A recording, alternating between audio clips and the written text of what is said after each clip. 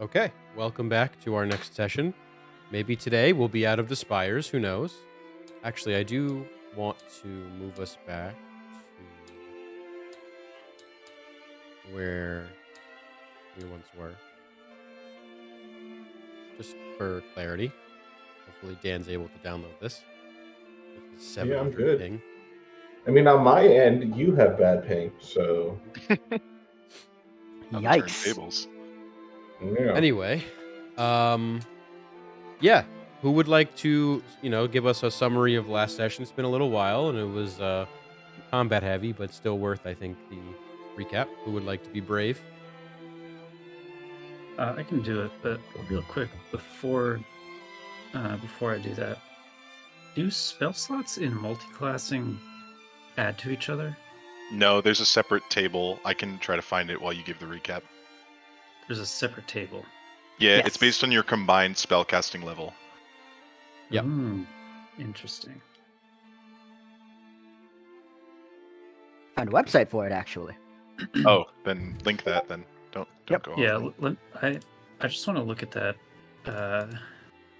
so I can close my train of thought before I do the thing. here. Yeah. You just put in how many levels you have in each class, and it will give you the calculation of how many spell slots you have total. Ooh, okay, so I will get a fourth level slot. Mm. Oh. Paul and I are still at 2 or second. We are like third casters. Yeah. I'm gonna go from 4, About to be a 3, fourth caster. 3 to 4, 3, 3, 1. Yeah, so I just get an extra enforce. Yeah, Jared, Okay. we hear music. Okay. Okay, thank you for that too. And I will do the recap. So the party approaches an abandoned ruin of some former civilization.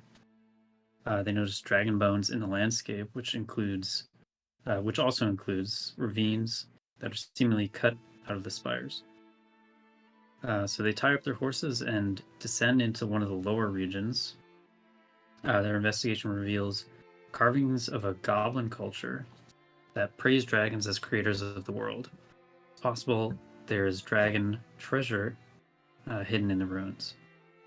Statues of dragon heads appear to have key-like activation holes, but their effects are unknown for now. It turns out lighting a flame in some of these rooms that are apparently magically inclined causes the space to glow light orange. And the eyes of the dragon statues also glow. So Felix had found a tar-like substance and has the idea to light it on fire. It does produce a lot of energy and light, and all of that is consumed by the room that they're in, this magical room. And it seems like the back wall begins to depress. So seeing this, they retrieve an entire barrel of the sludge and set it ablaze, which causes a fireball to erupt, completely lighting these dragon statue eyes and opening a secret chamber, and also nearly killing everyone who stayed in the room. So outside the room, there are some other mechanistic changes that take place. But we don't investigate. Instead, we just go into this secret chamber. Okay. So there are statues of petrified people. That's the first thing you notice. And as they step in, the door closes behind them. Iris and Oro go toward the back of the chamber where treasure is pretty clearly housed. And they nearly fall through a rickety bridge. So as they approach, a Medusa emerges from the shadows. The Medusa summons 2 gorgons from just like the rocks in this chamber. Oro is first to be stared down and is immediately petrified. Jar successfully avoids being yeeted by a gorgon, is what I wrote. It's true. Nearly into the ravine. Therathari throws a fireball at the Medusa, An amulet around the Medusa's neck absorbs some of that fiery energy. Felix has the idea to spider climb onto the ceiling and drop hazardous materials on the Medusa. However, it does spot Felix on the ceiling and manages to turn him to stone. There are some rolls involved in that, but he does get petrified. He uses his reaction to cast Featherfall and just kind of slowly falls down to the platform the Medusa is on. Iris climbs up to the platform and removes a cloth that was covering a full-length mirror, and then engages the Medusa in fisticuffs. Through the fight, the Medusa had taken enough magical damage that it actually is just felled by Iris's longsword. We didn't need the mirror to get it. So looting the place, we find gold, potion of greater restoration, Medusa's amulet, the armor of Dwarmer that Therathori takes, and a mask of the Silver Tongue. And that is what I have. Excellent. That is, yeah, a pretty damn good summary. So take your D2 or D4 inspiration, excuse me. You've earned it. And yeah, I guess we are now in the aftermath of said battle. So all of you feel free to go about your business after looting and looking at things. You have, yeah, the rest of whatever today is left.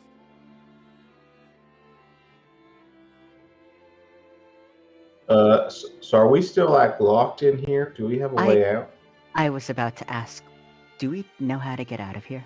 The door from which you came has opened. Yes. Oh, that's convenient. Yeah, back Well, now when we we just have to cross. Still We have need to to cross the chasm. cross- That does. right. Yeah. does that does not have. oh the bridge fell. Can you still spider climb, Felix? Are you doing okay? By the way, I know you just like got turned to stone and then not turned to stone. Yeah, I'm doing all right. But I don't think I can spider climb anymore. You have a carpet. I mean, I could. Oh no. I don't know how many spell slots Yeah. I have because I leveled up already. We do have the magic carpet. That's right. We could. Oh, that's true. Yeah, we could do. We could take a few trips and just cross the ravine there. Yeah.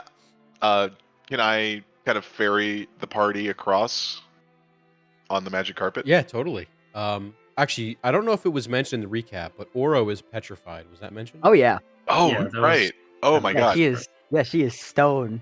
So I don't know what That's you guys want to do with Oro and how that weighs on Iris. But with that being said, I think this is the first real use of the carpet. So I would invite you, Felix, to describe maybe how the carpet looks, how you use it. I believe you have it, right? Yes, I do. Yeah. Feel free to, describe as you will or not.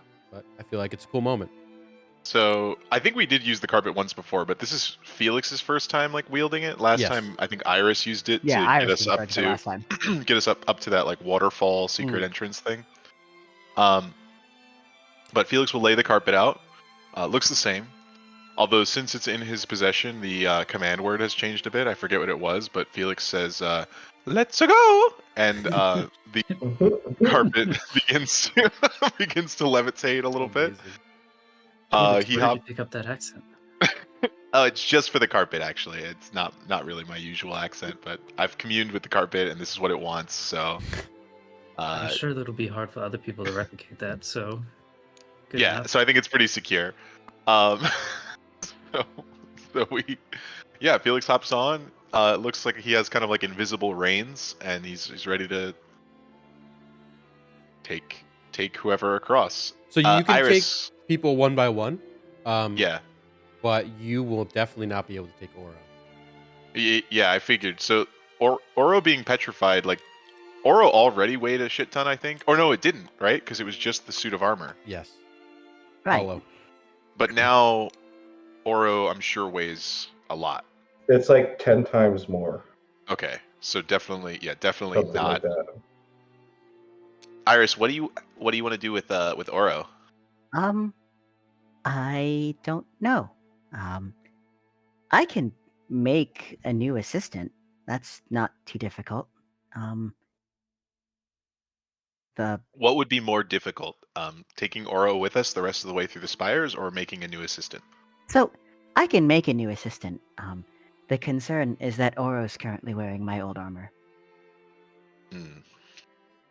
It's not magical by any means, but it's one of the few things I have from before, I think.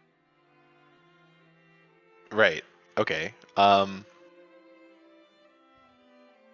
it doesn't seem like the other statues have gone anywhere over time. Maybe there's a way we could come back and retrieve Oro. Like Maybe. Yeah, Fire. if we could find another potion of greater restoration or something, we can come back and use it. Maybe, yeah.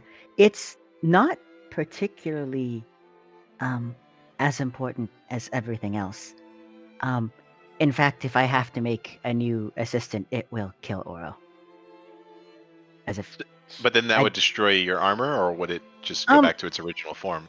I believe it would just become a suit of armor. Strange question. If you create a new assistant, will it have Oro's consciousness, or would I it have don't its know. own new consciousness? I'm not sure. I haven't figured that out yet. Oh, okay. And I wasn't really. I came late to the party, I guess. We picked this room clean. We're sure there's not another potion anywhere.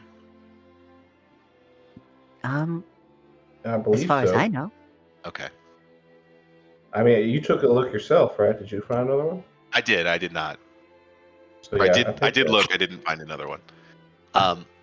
Okay, so then it sounds like we're leaving Oro and coming back potentially in the future. I think we at that point we'd probably just be coming back for the armor, but potentially, yeah. It saves the most time, so I believe we're on a timeline. We are, yeah.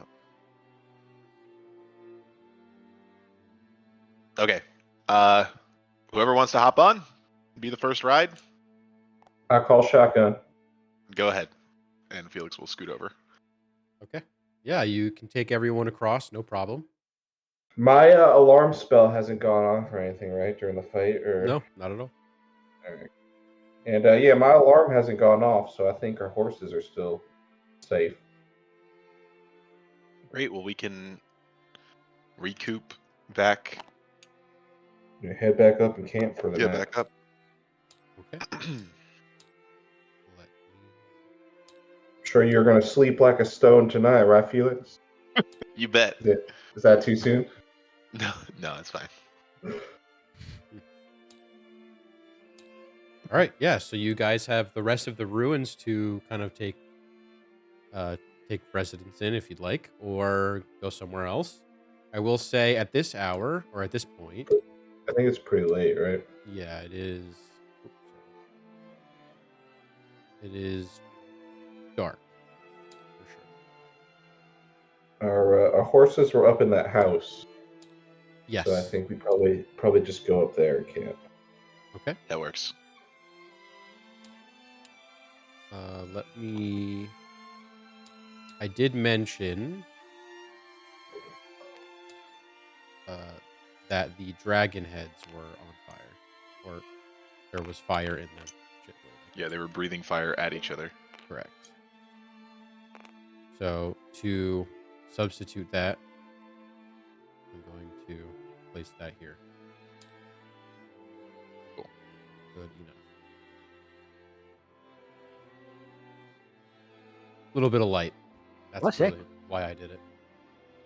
All right, so you guys have a few options. Maybe you mentioned it. Sorry, I was gutsing around with finding that crap. But there are some openings that you can sleep in. I believe Felix found kind of one that's shallow and caved in, but you're out of the elements.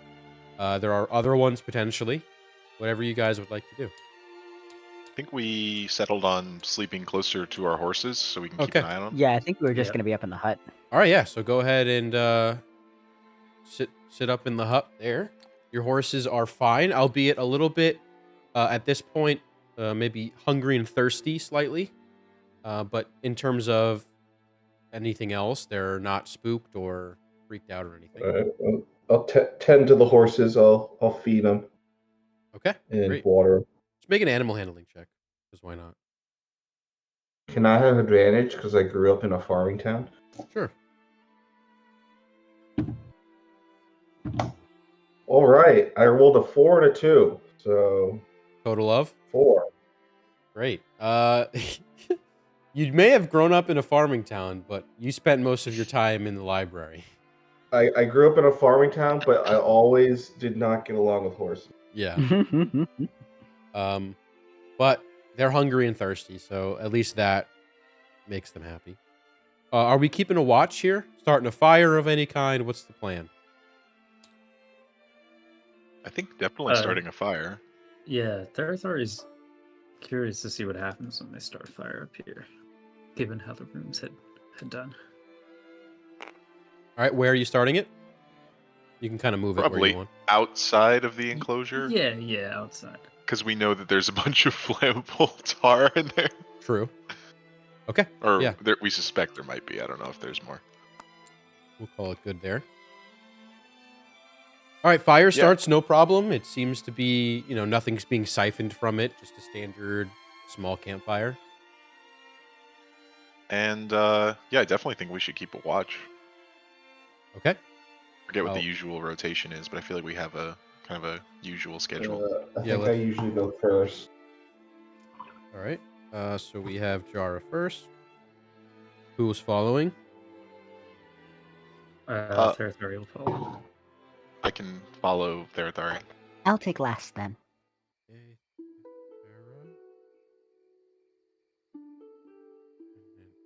Okay. Jared, before we rest for the night, I'd like to look down at my necklace and see how I'm doing. The necklace is glowing. In the darkness now, it's glowing a little bit brighter than it was when you previously checked in the other ruins you were in. So we did not loophole it. It did not loophole the death contract. That makes sense. I think that was wishful thinking. I never died. I never died. Kind of did though. You can gather from these types of hexes that it requires the reclaiming or like passing through some sort of entity that binds this, or that so like sort of like a confirmation of death. Almost. Correct, and it needs to be, like you need to pass through or be confirmed by the entity you're binding. Like your soul would need to transition into the next life. When you're petrified, you're just kind of there. Yeah, it's a handshake. Right, three-way handshake. You got a three-way handshake. It's a TCP request, right? Cool. Make sure you hit the sidecar first, otherwise it's not going to count. That's all right. Yeah, so it's a magical TCP request. It's a MTLS stands for magical TLS. Yes, that's right. The new standard. So given all that, you kind of confirm you didn't die. You were in limbo, perhaps, but not satisfactory enough to wipe. Tell you what, you confused the shit out of it for a second, though. I guess I don't even know. If I had stayed petrified, I wonder if it would have come and still killed me anyways. I imagine if it's hunting you down until you're done, they might have just found your statued form and broken you. Yeah, that's probably what would have happened. So thanks for getting me out of there. Well, we never would have left you behind, even if you were a statue. I think it just we would have done been the same. Exceedingly more difficult. All right, well let's go to sleep and get a move on tomorrow. So hopefully this thing dims a little bit more. Okay. The last thing I will say before you all head to bed, your foray into that Medusa's lair has yielded a new understanding of complex sculpture and perhaps what's possible through, man-made means versus magical. The dragon heads that breathe fire seem eerily detailed, as though they were solidified in stone. Oh. Ooh, So they were what? Sorry. Solidified or petrified. these Oh. dragons may have been They might petrified. be authentic. Oh shit. You just kind of get that vibe. You've seen statues, you've seen a bunch, especially here, and then you can kind of compare and contrast with what the Medusa was able to produce, which is a petrification effect. This is very detailed. The scales, like all of the facial features, are very hard to put into stone by hand, and let alone two. So this is eerily kind of a petrification effect. Take that as you will. Okay. So first watch Jara. Before actually, does anyone want to do Yes, anything sir. final before we? I did want to do one last thing Sure, before. absolutely. So as everyone is getting settled in for the evening, Iris is going to break out her portable lab and put it pretty close to the camp. Okay. Felix, could I ask for some of your opinions? Absolutely. Iris is going to go into the mini lab and start breaking out some parchments. So I have learned a decent amount of this world from traveling, and I think Oro's first physical manifestation was not as effective as it should have been. Do you have any ideas on what I might do for the second version? What do you mean it wasn't as effective as it could have been? What could you have done? It was. How do I put this? I think I intended it for it to be a simple lab assistant, and there was far too much combat for it. I see. So you'd like to make a more battle-ready model this time? Something that would make more sense given our current state of travels. All right. Well, Iris, this to this point has not been very useful to me. But if you think it would help you with your creation, I can definitely lend it to you, and you can see what you can do with it. This is that. I'll hand Iris the rod of law gemstone. Ooh. I have not figured out how to use this. Although I believe that what you're doing here is some sort of conjuration, and this is charged with lots of conjuration energy. That's really the only thing I can deduce from Okay. it. And so this might help you enhance your creation. I also have a bit of white stone. Okay. I also have a store of white stone.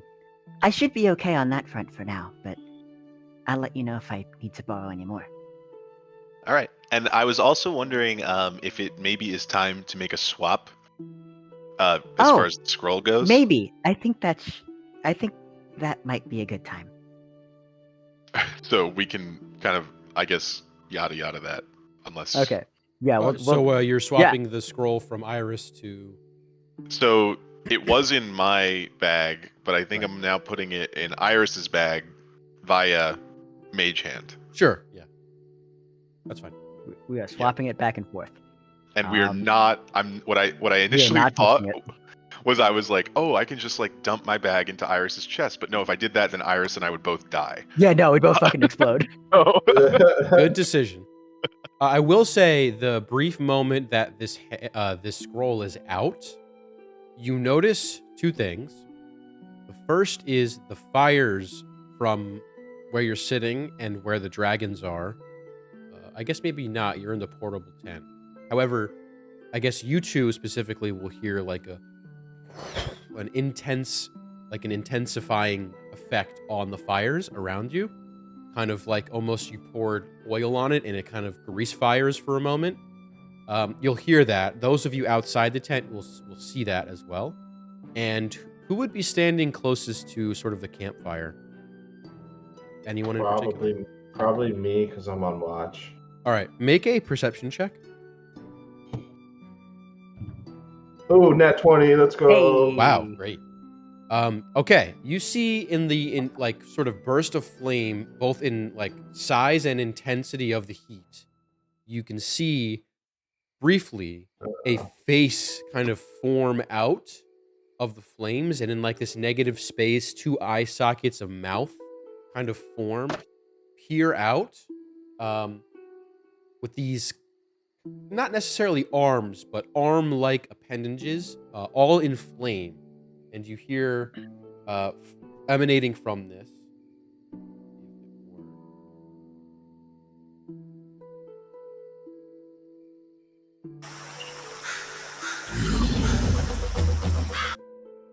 Wait, did you hear that? Oh, Jesus. That was unintelligible on our end. Okay. Well, Probably it was Discord's problem. yeah, it was just saying you in a very Oh, gotcha. guttural voice, Jar and then it goes, immediately disappears. "Me?" As soon as it shows up, it disappears. This old guy. But as soon as that scroll is placed back in, kind of dies back down, and things are calm again. Okay. Did the fires go out, or what happened out there? Was it in common or was it in demonic? Like, was That was in straight common, okay. as common I as was it gonna gets. poke her head out of the lab. Is everything okay out there? The fire just spoke to me, and it like had to create a face. Oh. What'd you guys do? What, Oh, did we transferred over the scroll. well, I think that scroll really likes fire because all the fire got intense, and then it yelled at me. Make an Oh. Arcana check. I guess all of you can make it, if you'd like. Okay. Arcana. Not I got a 26. Dirty better 20. than me. 26. 19. Okay. I got a 7. All right. Jar is a little mesmerized, but the A little rest of startled you. by the fire speaking to me. So for Felix and for Iris, what you gather is the isolation, the small, compact like compartment that this has been stored in, has somehow resulted in intensifying the dark energy because it's Oh, got We've gosh. concentrated it. Oh. and We've you concentrated it. and Therathari would agree that effect could happen, just logically. And storing this thing in a confined space for X amount of time not only corrupts the space, but it's like a feedback loop where it just feeds into itself. And so whatever you're storing is becoming more and more demonic. Oh. I feel like the longer we have that scroll, the more of a need we have to like fucking get rid of it. Just We like we gotta do yes. something with it. Yeah, we're gonna end up with like a dark magic diamond by the end of this. Maybe if we drop this off to the archive, the next chance we get. Maybe. Maybe. I feel I think what we really need is an old priest and a young priest to come take a look at this. why do you say Why? we need both? Well, you need the old priest that's gonna do it, and then you need the young priest as backup, right? Sure. Oh, because the old priest is going to die, so the young one will replace him. Probably. Okay, that makes sense. Like a contingency plan. Yeah, next town we end up in, let's find someone holy to help us deal with this. For sure. Agreed. I don't know, Do like, we- I don't know if do I we feel know any, comfortable like- just... Oh, go ahead. I was gonna say, do we know like any like gods or temples that are like against like evil things and want to destroy them? Any That we could like any trust? deity Plenty. of order is Any Yeah, of the order ones, I would plenty. imagine. yeah. But none. There's like no like specific one. It's just like any of them. I mean, you have certain deities of order who are explicitly what's it called? Opposed to deities of chaos via somehow in the lore somewhere. And depending on what this scroll belongs to, that may give a stronger effect. But any of them are against anything even remotely this evil, and this is pretty evil. Okay. All right. Yeah, we find like our next good temple, and we like go speak to them. I think. That Yeah. sounds like a good idea to me. Okay. All right. Anything else? Just to confirm, Iris, are you taking my Rod of Law gemstone for the night? Yes, I'll see if I can work it into what's going on with Okay, my new blueprint. that's All it. right. Keep in mind, Iris, if you don't take a full rest, you will not level. Okay. Let me double check because I believe I get 6 hours for Sentry's Rest as opposed to 8 hours for the Correct. portals. Yeah. So if I'm last on the list, I get 6 hours. I wake up and then I do my stuff. Yeah, it that will works. impair your watch, but yes. We could always sleep more. Yeah, totally. You can sleep in later, whatever you guys want to do. But if you want to take the full 8 hours, Yeah, I mean, or Iris 6 has in like the case. morning watch, so I feel fine. Okay. Cool. All right, Jara, you are first up. Any last checks, or are we good? Okay. Jara is up.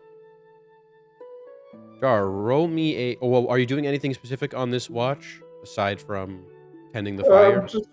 Just jotting some notes in my notebook. Sure.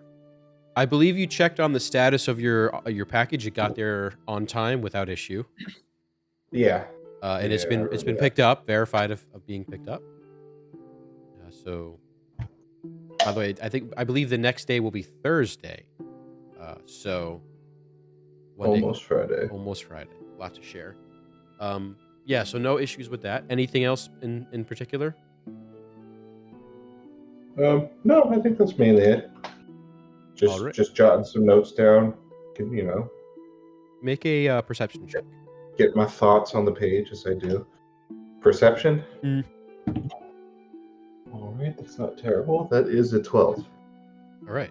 A 12. In between jotting notes down, you do hear some of the nighttime creatures. There are crickets. You hear cricket noises, occasional cawing of some kind of owl or hooing of some kind of owl, or predatory bird. The bard, actually, you're technically closer than you've ever been to where that rock was flying. It seems to be out tonight and hunting in, with pretty far distance between you and it. The caws and like the sort of calls are distant for sure, but closer than prior. Other than that, your part of the watch is very uneventful. Good. So you head back down, and Therathari is woken up for next watch. Thera, do you want to do anything specifically, and or just watch? Nope, just watch. All right, go ahead and roll perception.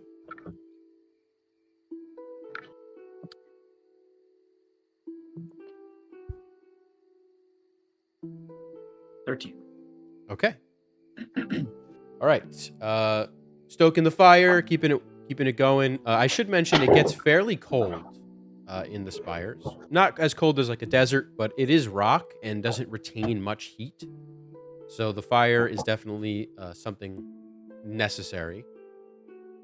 You notice in the sky around you, excuse me, specifically, so let's say you're facing the fire here. Over your back right shoulder, you can kind of see a similar plume of smoke, maybe about half a mile away, kind of up through the spires. When you say similar, what does that mean? Similar in size to the one that your campfire creates. So it's not like a bonfire or something that's been like lit on fire and is burning. Okay. It's just kind of a steady plume, So Small. someone else camping out, presumably. presumably. Other than that, your watch is uneventful. All right. Nothing to do then. Cool. Pass it on. All right. And Felix is up. I will start Yep. to change the lighting just slightly. All right, Felix, what would you like to do, if anything? I'd like to just kind of toy around with my scope and see how it functions in the dark. If because I know it like outlines things. I'm just kind of testing the boundaries of that. Okay, yeah. So you're kind of zooming in and out, looking at things. Yeah. We'll say you find maybe like a little like rodent of some kind running around and zoom in on it, and it lights up, and almost like thermal vision, kind of. So it seems to be working pretty well. You notice there is I imagine Therathari will report to you there's a plume of smoke behind. You notice a second one, maybe a quarter mile away this time. Similar in size to yours and the one behind it, but in relation to where you are, it's behind. You're looking at it this way. Your back right shoulder. Gotcha. Both of them. Anything else? Make me a perception check also. Oh, this is a good die. I don't usually use this one. That is an 18. Oh, yeah, 18. Aside from the small little like brush animals that you notice, and that second plume of smoke, there is a slight scent of sulfur that's kind of carried in the nighttime wind. Just a strong, and you know from your time in labs and around labs, this is a strong sense of sulfur, or scent of sulfur, kind of flowing in the evening air that's otherwise crisp and neutral smelling. Okay. That's it. Noted, but I can't really do anything about it, so. Fair enough. All right. Your watch completes. Iris will round us out for the early morning. Okay. So would I have gotten about 6 hours of sort of sleep mode? Yeah, so the way I think we've done this in the past is once everyone's long rest concludes, then you can all level. Okay. If that's what you're Word. asking. Unless do you need No, this? I mean functionally, have I gotten Yes, the long rest? correct. Yeah, that's more what I'm going for. Okay, word. Yeah. Iris is going to spend her watch just sort of looking out, making sure that everything looks relatively nice. For the first 10 minutes or so. Yeah, she's gonna go ahead and ritual cast alarm just outside of the hut, Sure. and then she's gonna go into her lab to start working on the new steel defender. Okay. When you awake, the smell of sulfur is very strong at this point. The wind in the night has carried the scent. It's almost like a sulfur mixed with, like, have you ever been in like a bog or like a really like damp marshland? It's pretty rough. And it's interesting because that kind of decay usually happens through moisture, of which there's very little from what you've found. Mm-hmm. So something weird is happening, or non-standard. Nevertheless, you take into your little lab. What would you like to do? Yep. So I'm going to spend that getting out of the long rest to create a new steel defender. I think by class wise it just sort of happens, but I kind of want to tinker around with the little law staff gem law. The Yeah, rod so- of law. It's from our last campaign. It's like an Easter egg kind of, but it's a Mhm. very powerful, ancient, sort of very pure form of conjuration magic that's been crystallized. I'd like to know if I can figure out how to integrate that into the second version of the steel defender. You totally can. Make me an Arcana check. Okay. Shit. It's gonna be dope. Yeah, we just created like a transformer. I'm gonna Fucking roll. I'm Iron gonna Man. use my luck stone on that. 'Cause Sure. That's a natural 3. Iron Okay. Giant. Awesome. 25. Yeah, that's well worth that. Oh, Um, hell yeah. Okay. What else are you using to construct this new steel defender? So what I'm imagining, previously she just sort of conjured it out of just the body. What I'm thinking she's trying to do this time in terms of steel defender, because I'm not totally sure how she would want to craft it. I don't know if there's any like spare metal or scrap metal that she has sitting around. Okay, she's got a really weird idea. She's got a Sure. really weird Let's idea. hear it. She's gonna grab some of these bones that are just sort of fuck hanging yeah. out here. This is so sick. And she's Okay. gonna try to like take a bunch of different pieces out of them and try to basically create a steel defender, but it's made out of bone and this staff of law conjuration gem. All right. Make me 2 rolls.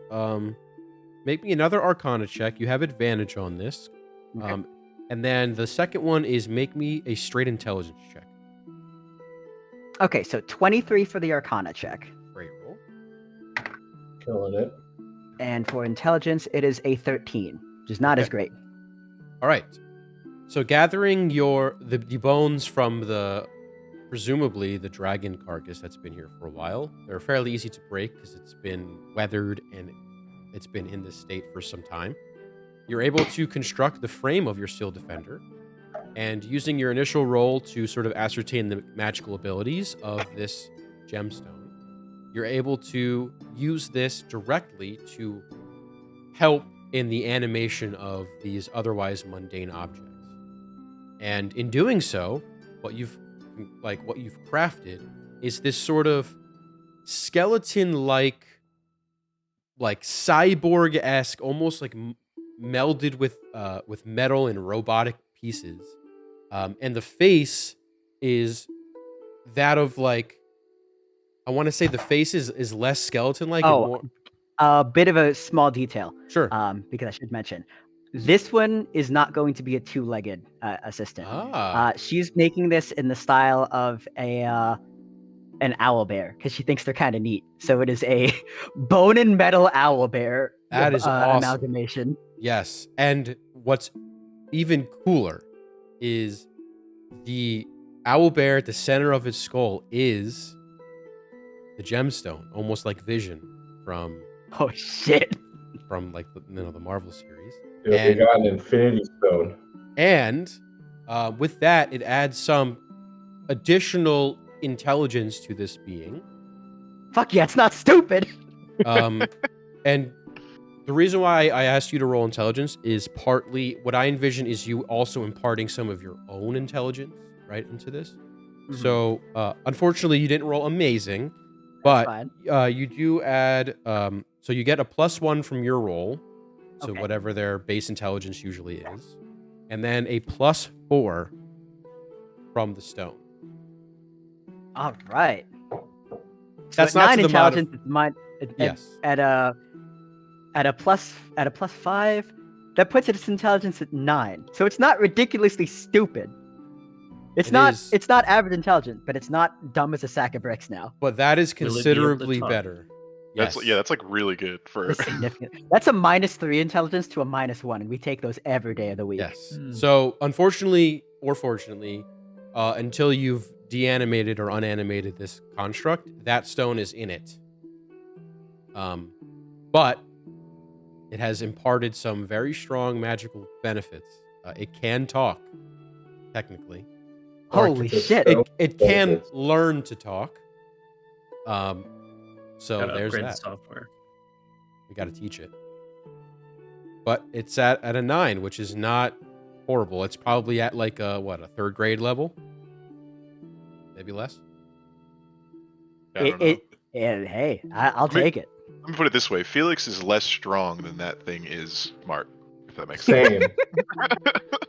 Same. I have an 8. We know the dumb stat in this class, in this group, in this party. We know the dumb stat. That's why we need a goddamn mechanical owlbear on our side. Yeah. Weird question, by the way, and this is more of a mechanical question.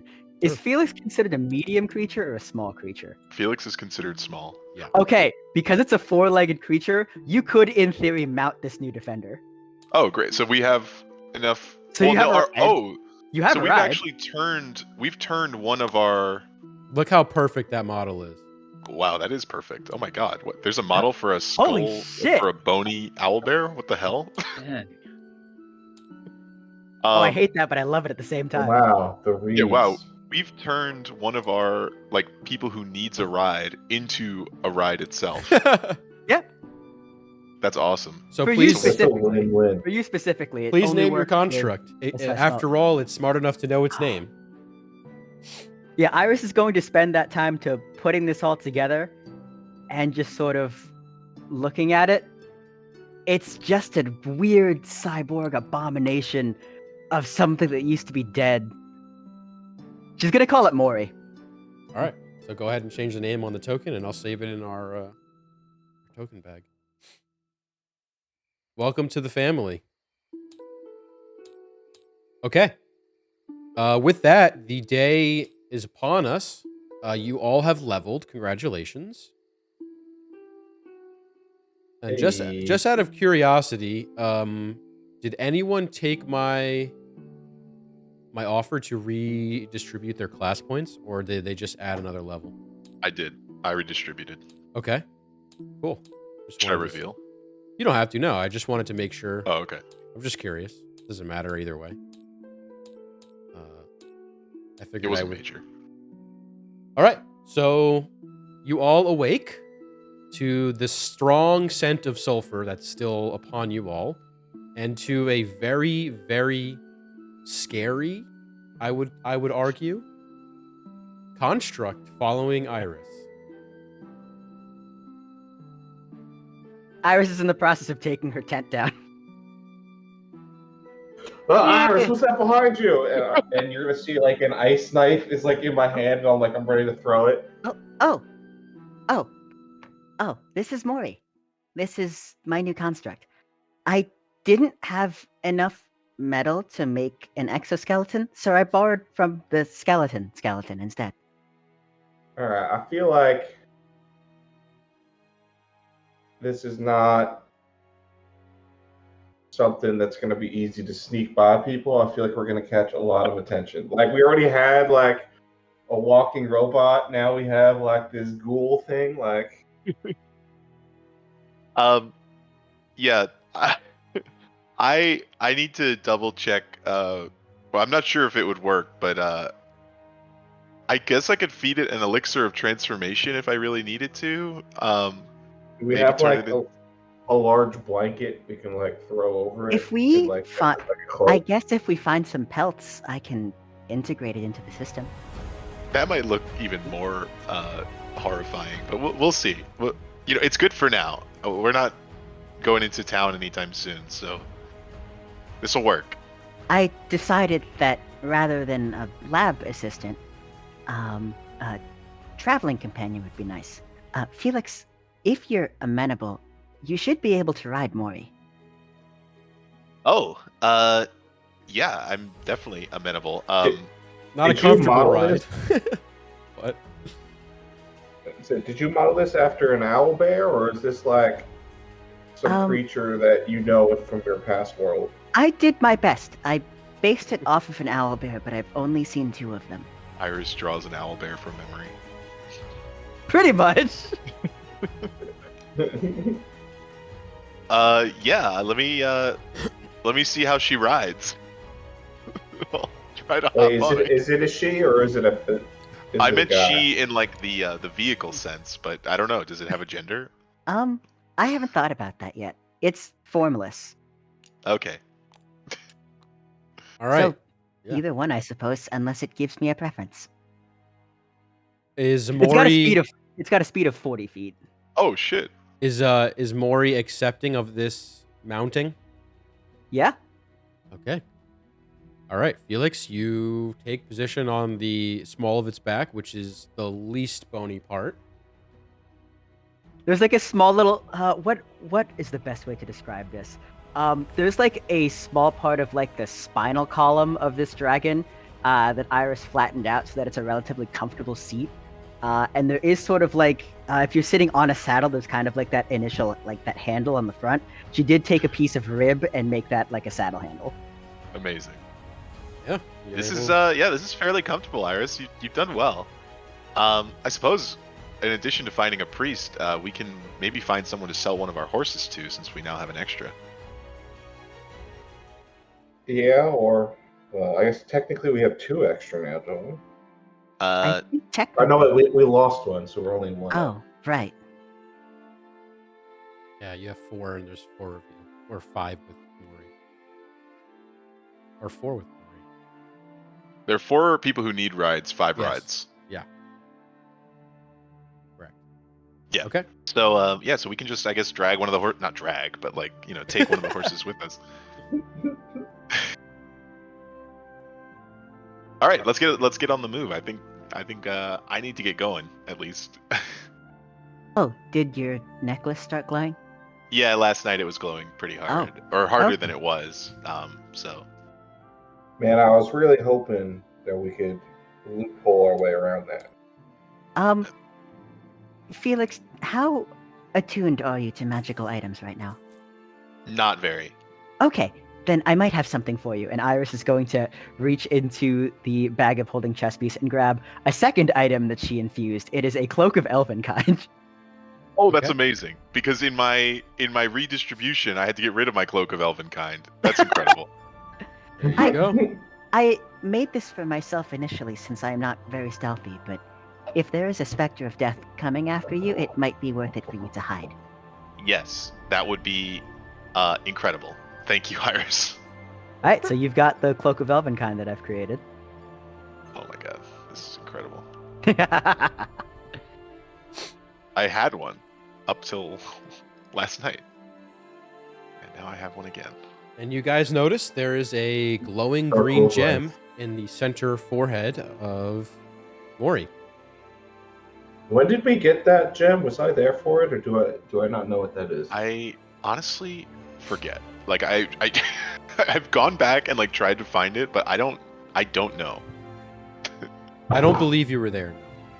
I think it was before Jara. Okay. What's that gem there? That's the gem that Meryl identified for us. It's from something that she said was called the Rod of Law. Would I know what that is? Just based on like lore? Well, yeah, she told you what it was. It's like a Yeah. mythical item that ended the Great Reckoning. The first. Yes. And I'm sorry, Jared, but this is pre or post last campaign? This is This is post. after, because it shattered. It shattered in campaign 2 as well. So okay. Hey So Tony, this we is win. already- We win campaign 2, so we don't have to finish that one. We Hey, win. sweet, yeah. So this has already been in the hands of like Sam and whatnot. There were no names given to you, but it was No, used yeah, and but destroyed. I know as Tony Yes. that it's yes. Okay. Yeah. Wow. Yeah. So it's from this historical artifact that apparently ended the Second Great Reckoning, and somehow I was lucky enough to stumble upon it. Well, if that's the case, that's probably something really powerful that is just slapped in the middle of the forehead of this already prone to startle beast. I think we definitely need to do some like cover up work here. Or the wrong eyes might definitely see it, because how could you not notice this creature rolling through town and then be like, oh, there's a really powerful gem in that forehead. Let me steal that. Yeah, Iris is going to take a bit of a longer look at Mori and just be like, You know, I guess when I made it out of a skeleton, I should have expected it to look strange.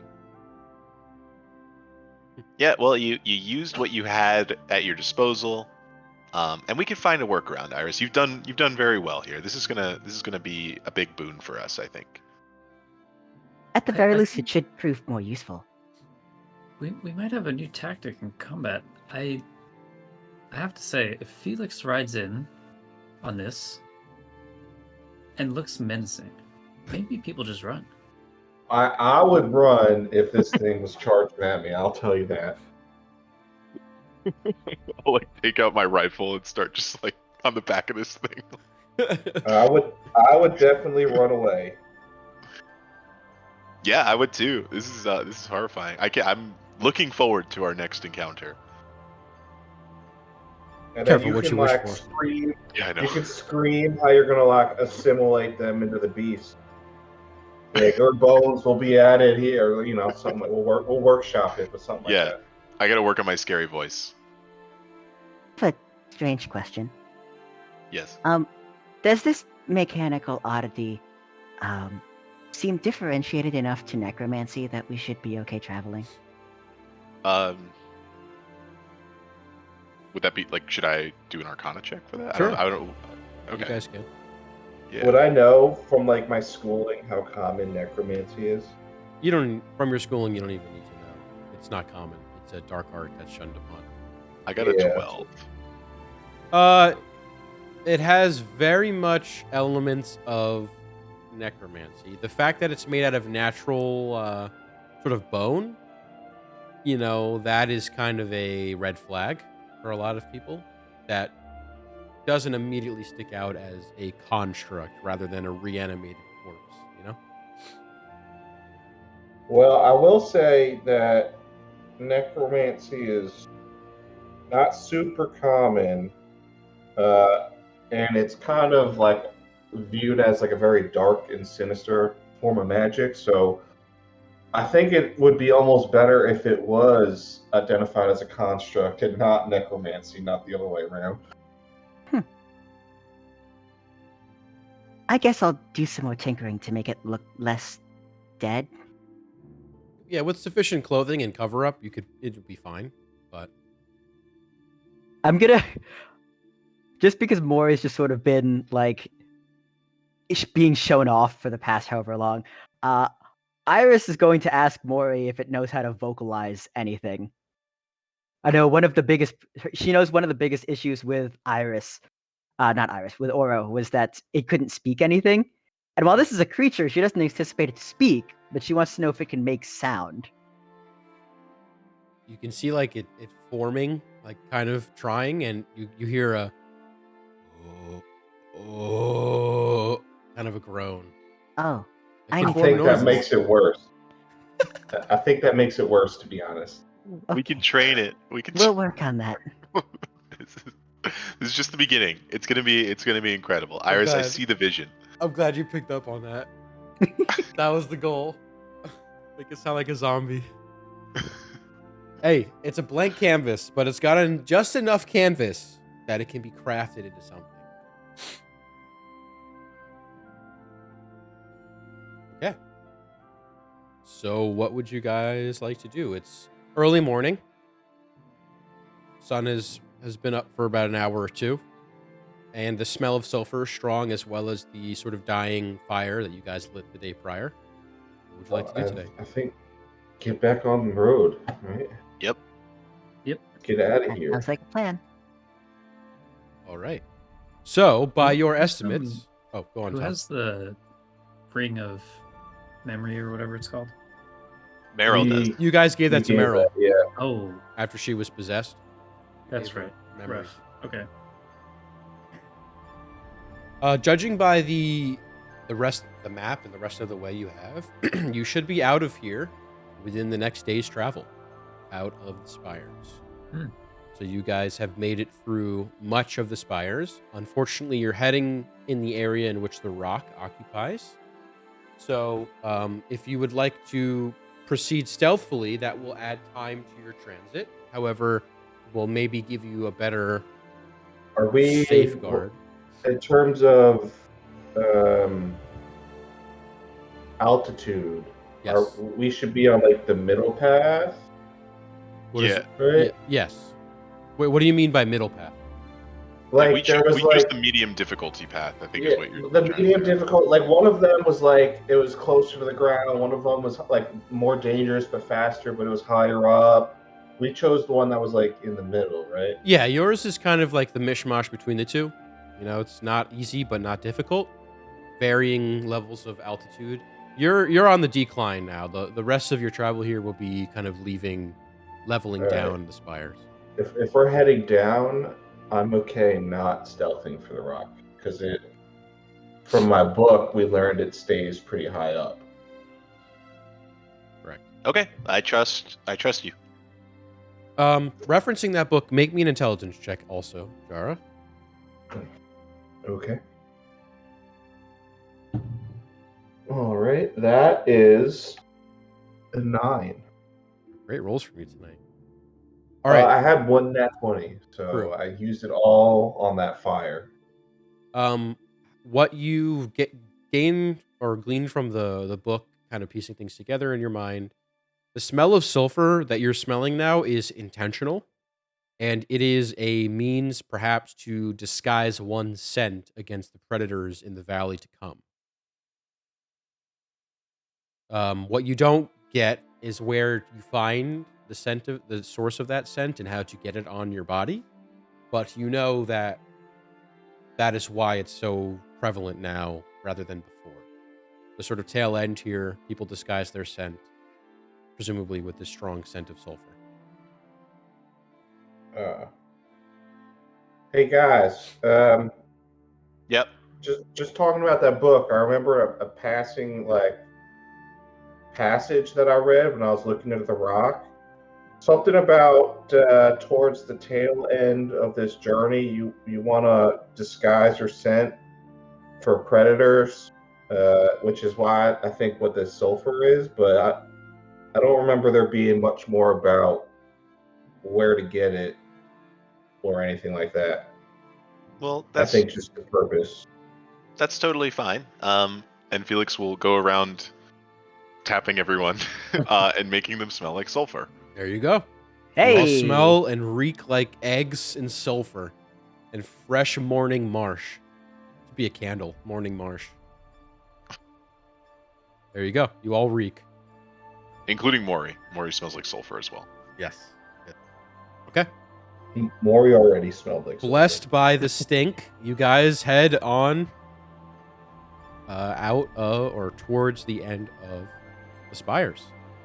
As you're walking, anything you guys want to do specifically? You did see the night prior some smoke, like columns from fires, presumably.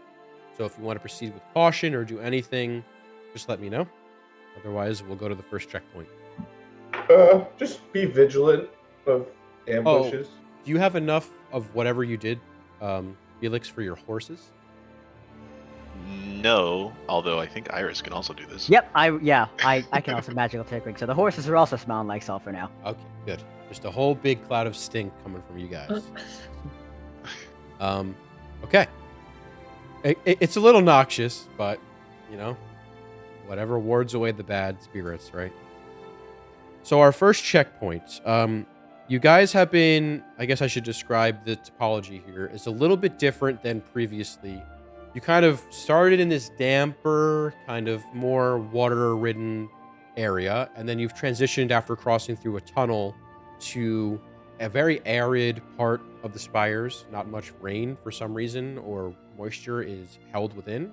And I also mentioned, especially where you are now, the spires are very weirdly kind of cut in like cross sections. Just pieces of them are completely removed in weird diagonals or ridges, just strange kind of half spires almost. And that pattern repeats almost more dramatically in the last third of the spires. You notice that there are even weirder kind of cuts, like almost like crescent moon shaped or kind of zigzag, like bone saw kind of, like sawtooth shaped. Very weird shapes that are not natural, maybe once were. You also notice the stone, the cross section of the stone, is darker, as though more scorched. Not igneous rock, but dark, as though, yeah, like it was burned or subjected to large heat. And with that heat, you can kind of see various layers have melted together.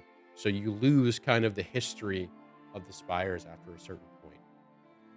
And then the last thing you notice, the vegetation, the sort of flowers, bright, vibrant colors, which are most associated with poisonous things or whatever, have given way to more of a fungal kind of mushroom vegetation.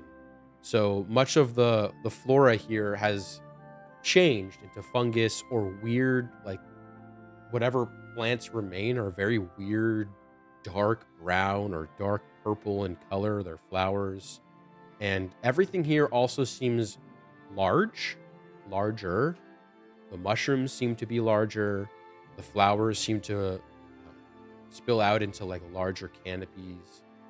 So it's very strange. Kind of a third kind of biome in the spires, microbiome. And with that, you also notice, if someone would roll me on the weather table, roll me a d8.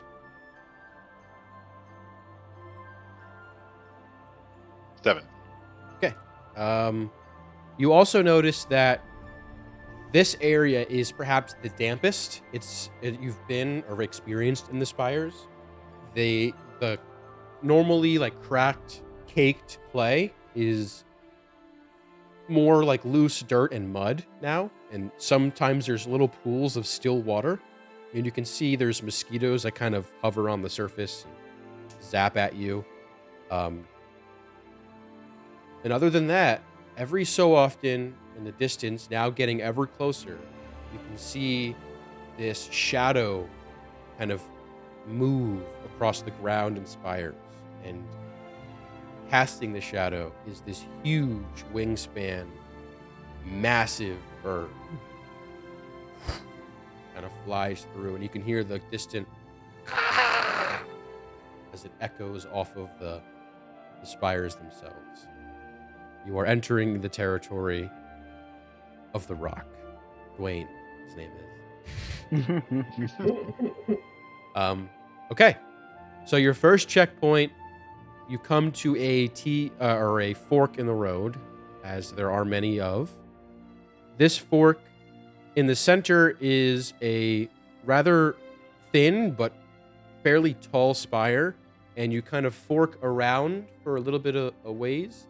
One goes very steeply down, and the other kind of stays level where you are. So we'll say the right path goes very steep down, and the left one stays fairly level to where you are. And they kind of curve in opposite directions, so you can imagine kind of like that. I don't know, hard to describe.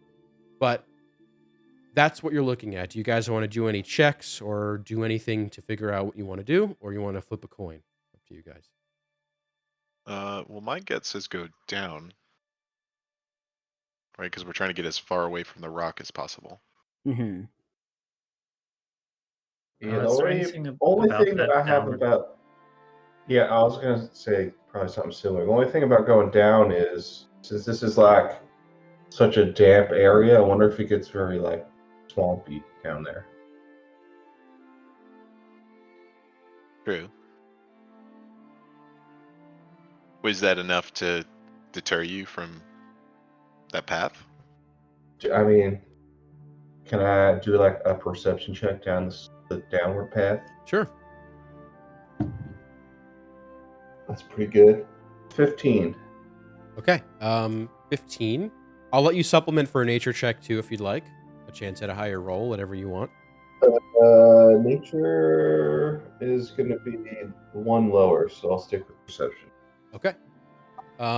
So with that check, you notice that definitely going further down from where you are, it gets a little bit damper. You can tell that the slant, the ramp that you're essentially walking down, towards the bottom, right before it bends out of your sight, is fairly muddy. Not like crazy or anything like a true swamp or bog or anything like that, but definitely more muddy than where you currently are and where you've traversed so far, for sure. Their authority wants to see if you can notice any cover on that lower level. Cover from like above. Yeah. Okay. It's like any overhangs or whatever. Okay. Make another perception check. Oh, not one. Great. Oh no. Okay. What you do notice, the change in the shape of the spires, that you've seen so far, they do create natural sort of alcoves and overhangs, and the chances of you experiencing more of them may be higher when you go lower. But what you've also noticed is that creates a pretty good surface area for mudslides and loose rock.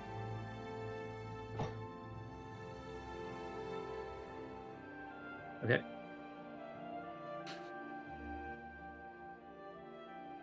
So what's the plan, gang? Where are we going? My vote is to stay course. I think the devil you know is better than the devil you don't know in this situation. I think I agree. After That all the sounds fair to investigating me. we've done. Okay, so you're going to stay the left path and stay sort of at the same elevation, yeah? I think so. All right. You guys head on for another hour or so. You notice this side of the path is very heavily traversed. There are grooves and hoof prints. All right, we chose the road that everyone seems to take. I think it was a good call. Up ahead, you see a body, kind of out in the open, kind of keeled over sideways, kind of arm extended, head in the mud. From this distance, it's maybe 200, 300 feet away, and you can see it appears to be not super old, as though maybe fresher than you may be comfortable with. But I guess I'm stopping you here to figure out what you guys would want to do.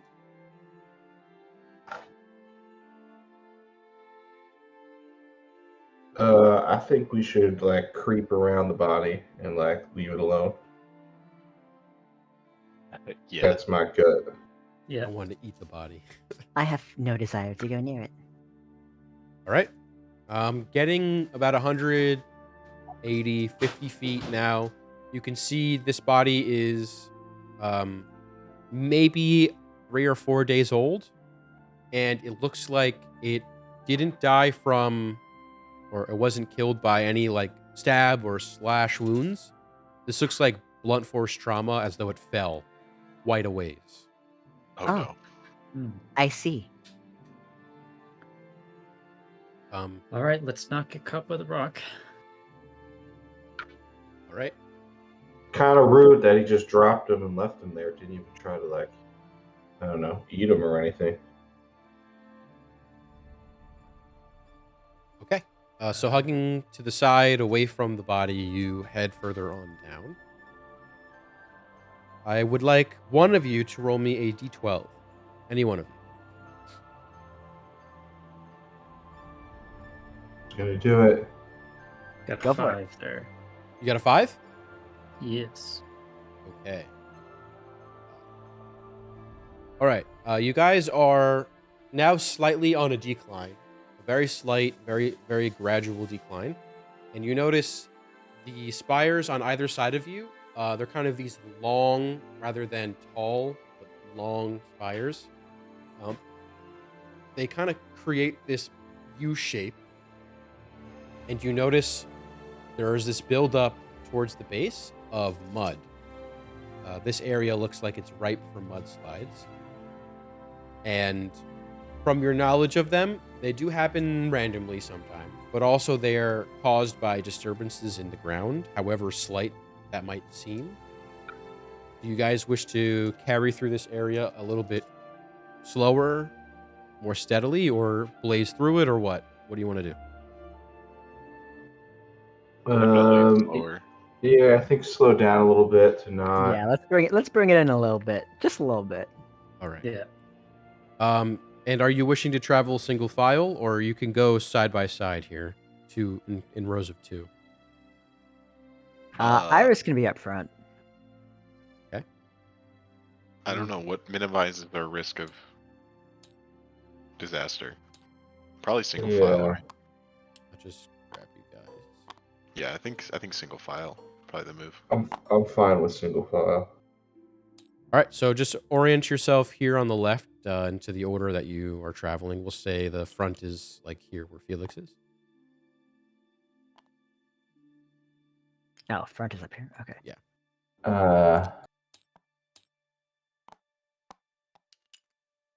I'm riding Mori. I'll be in the back with the last horse. Okay. Yeah, I guess I'll grab the horses too, or I'll leave them. They're there in spirit, not super important. Actually, where's the most bone looking? Is it whitish? Yeah, make it like eggshell. Oh, you're talking about Mori? I'll see. There we go. Okay. That's horrifying. I love it. Yeah, it's great. I'm surprised they had a model for it. I guess it's not uncommon. Yeah, this kind of thing comes up. Yeah, it's just a once a session kind of thing, you know. Yeah, occasional. All right. This is going to be a skill check, and depending on how well you roll, will determine the outcome. So, your choices of skill are yours alone. It could be, I want to cast a spell, I want to do this ability check, I want to help do this, whatever. However you want to flavor it, we'll talk it out. There are mandatory 3 successes from you guys, and only 1 horse needs to succeed. So I was a little bit gracious there. But the horses do need to play a role. Obviously, Okay. if you want to spend your skill check helping a horse, that's fine. But I would invite you to try something that someone else before you hasn't. Just to make it interesting. Sounds All good. right. So you can't So just chain stealth or something. correct. Yeah, I think that would be kind of boring. But maybe as a last resort. And for this, I just want to roll us a real quick initiative. Super light, it's not anything crucial. Just an order of operations here. So if you all would roll, and then I'll collect. All right, 25 to 20. Natural 20 and a 23. Great. When you rolling, what'd you say? Just an initiative. Initiative. Great. All right, 19 to 15. Nobody? All right. 18 to 4. Wait. Sorry. 19 to. What'd I say? 19 to 15. So 14 to 10. I got a 12. 12 for Farah. All right. 9 to 5.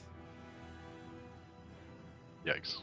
Wow. All right. And then what did you guys get? 3. I got a 4. All right. 3 is Iris. Shara is 4. So we are almost in the exact opposite order here. That's fine. Okay. So, Felix, you're first up.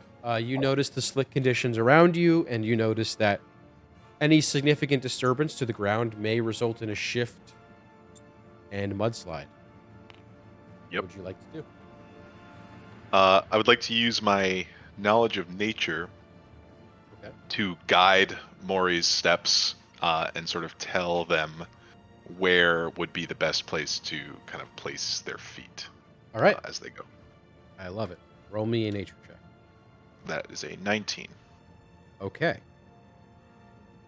All right, looking at the ground here, you kind of notice that maybe for the next 50 to 60 feet is really your danger zone. And after that, it gets a little bit more steady and not as sketchy.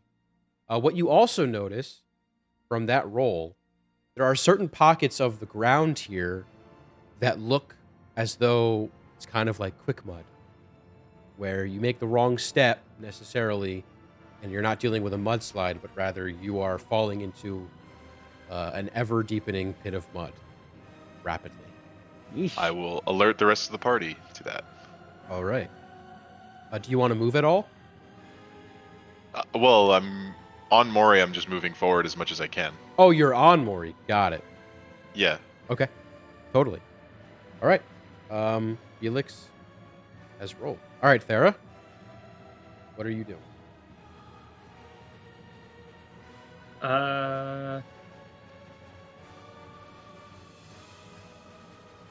I can choose any skill. Any skill, any spell, anything you want to flavor for this kind of thing. Keeping in mind it is a physical-based sort of thing you're trying to overcome. So you have one pass, all of you. 2 more. Okay. And the skill Felix just used again? Was You did nature. Nature. Okay. Their authority is going to do survival. Okay. So he's hoping to understand here if a mudslide were to happen, what would be the best Sure. best outcome for them. And the roll is a 9. Okay.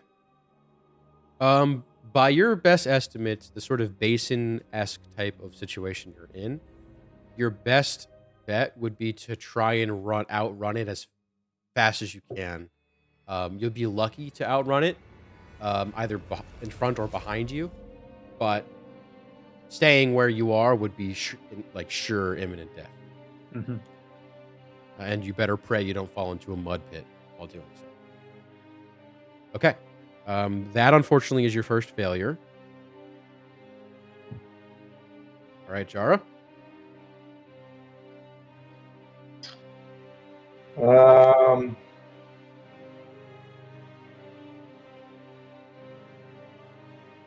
right, so we had a nature check. We had a survival. Can I maybe do like an investigation to see where the ground looks the sturdiest, Sure. less likely to shift? Yeah. Okay. Investigation. Good roll. 17. Okay. All right. You have isolated a few areas of your path that may seem to be the most dangerous, or harrowing at least. And your recommendation is to avoid them if possible. So we will say, for the sake of this, kind of imagining this as your alleyway here, let's just call it. The areas that you identify as being particularly troublesome are kind of here, here, and then this area right here, ahead of you directly. All right, that is a pass. So 2 of 3. Iris. I was just about to investigate, so now I have to figure out a new plan of action. Sorry. No, that's fine. That's fine. That's fine. I mean, skills-wise, Arcana and Athletics would have been my next highest. Do athletics. Start moving. Do some athletics. Yeah, I mean, yeah, I guess I don't know 100% how to make Arcana work here. So I'm going to try and see if I can, you said that there are different spots here that are like particularly like deep mudded or like Yeah, the ones I outlined. basically. Yep. Totally. Yep. Okay. These brown Okay. ones. Yeah, I'm trying to think because without investigation, I'm not sure what other spells I might want to utilize for this.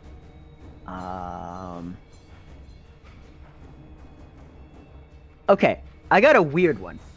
Sure. Let's hear it.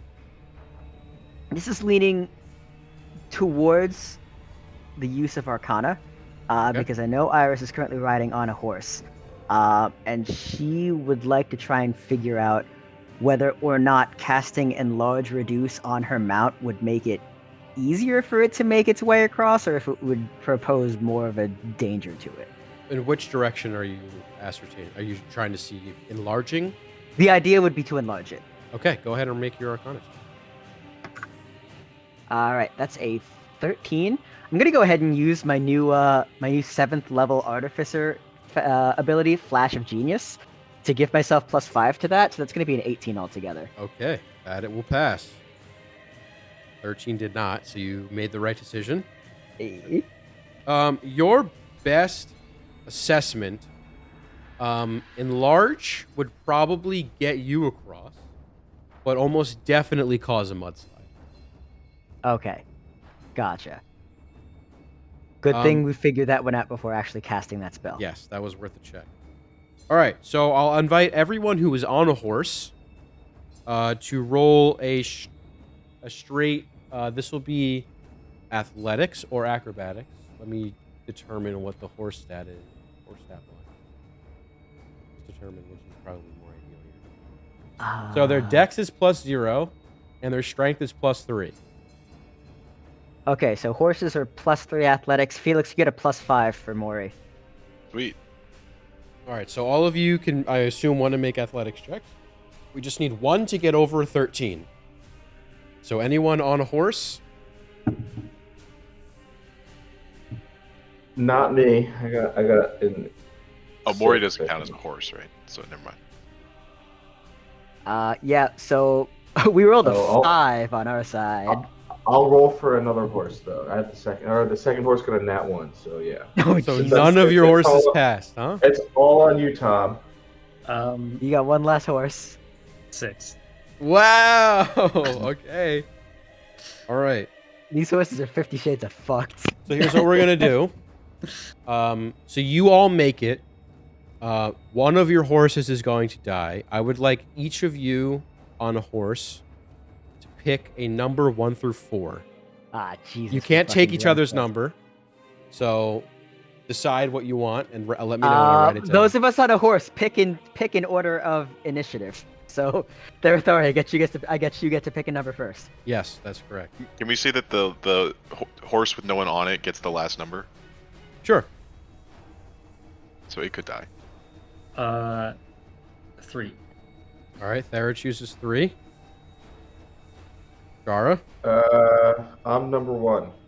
So number 1. number That's a good 1. choice. 4, Iris is 4. because 4 was my initiative. And then the other one is 2. No, just 4. 4 was close to my initiative. All right. Here we go.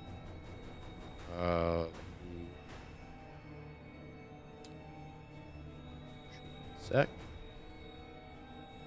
I want to roll it in the game. Grab a What? D20. Oh shit! I just clicked something. All right, we're gonna roll it here. That's fun. All right. Ready? Oh, I'm ready. 2. Wow. No one Other. picked 2, I think. We did it. No one picked 2! We did it. That's the other horse. unfucking believable.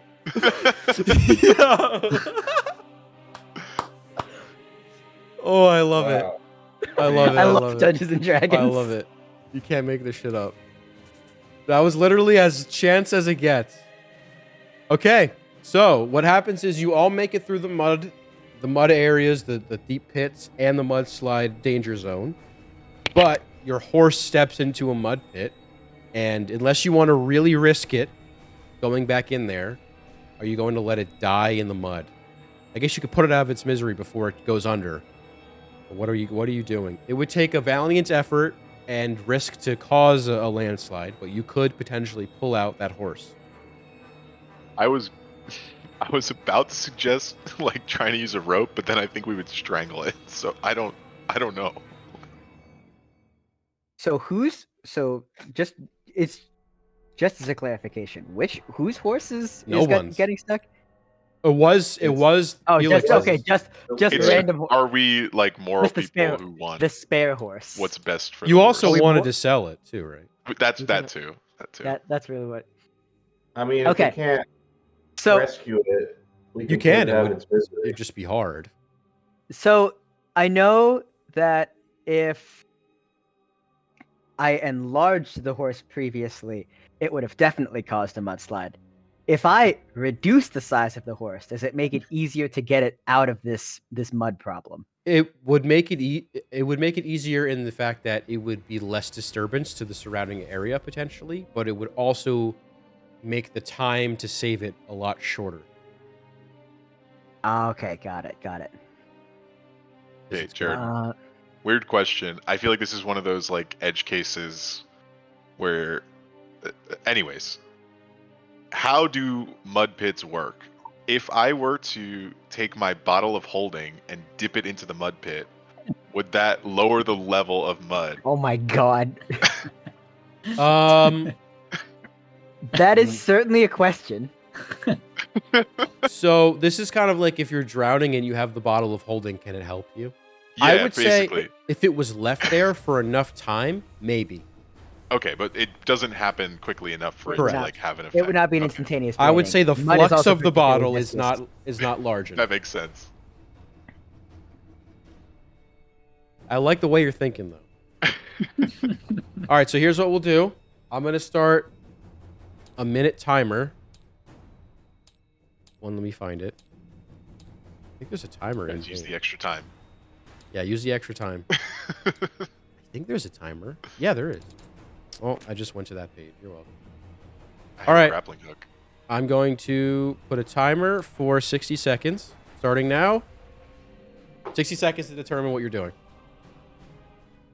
Shit.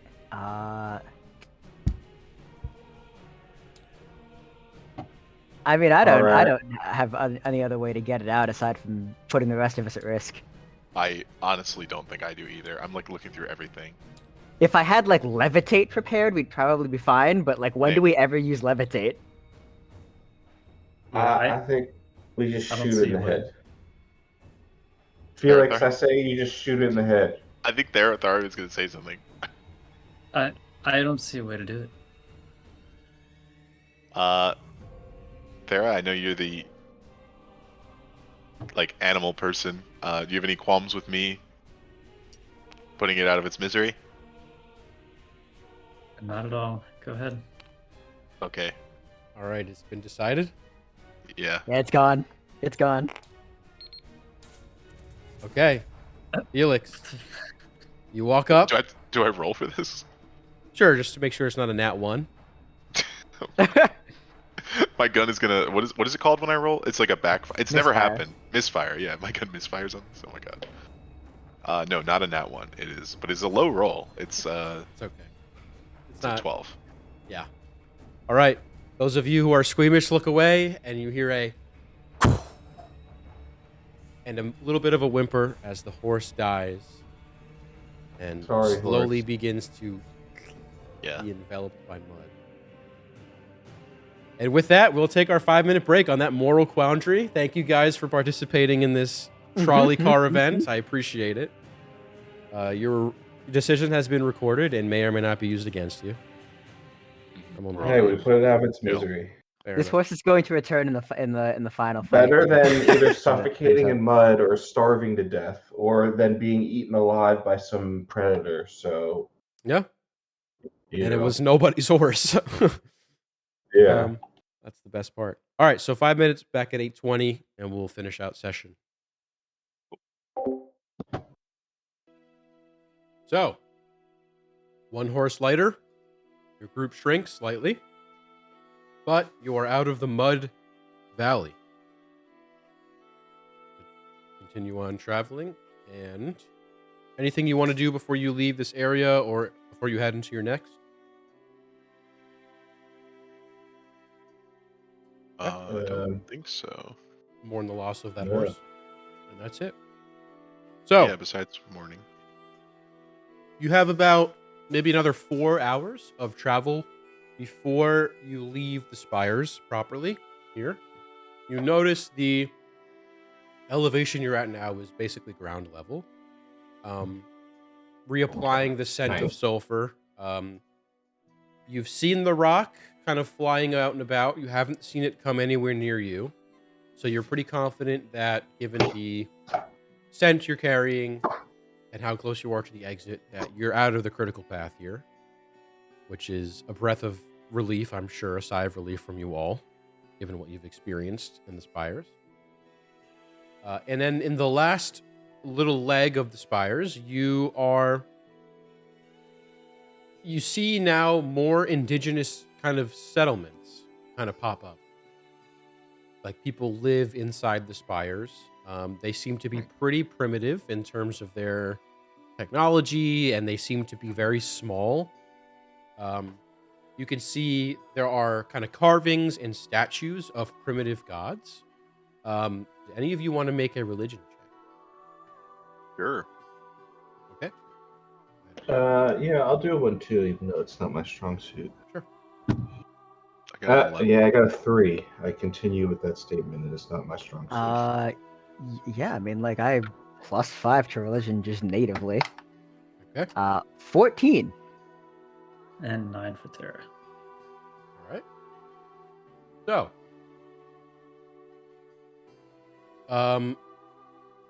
you guys notice 2 different, Not like- me. I don't notice. well, I guess collectively, you guys notice 2 kind of carvings. The first is of a lesser deity, kind of not necessarily neutral, maybe neutral, more inclined towards evil alignment. Ukatoa. It's this serpent-like creature, no real Ukatoa. arm. Yes, exactly. No real arms or appendages or anything like that. Just a serpent-like body with a large mouth. There are these yellow, I guess they're not yellow in this depiction, but you would know historically it's depicted as a yellow eye, snake eye. It's got 3 on its head and all over its body. These sort of eyes. And their statues are carved out of the clay here. Fairly good detail. That's the first kind of deity or lesser god you see. The second one is a much lesser known one. So whoever rolled the highest would know at least the name. You didn't roll high enough to know anything more, but her name is Vesh, and she's depicted as a nude woman with very light skin, and it's kind of carved and painted as though it's light as well. It's painted purple hair on her, and her kind of fingers and arms and legs are elongated, and her fingernails and the nails on her feet, like her toenails, are claw-like, almost as though they're like a bird talon, kind of. She's kind of beautiful in a way, but also really scary.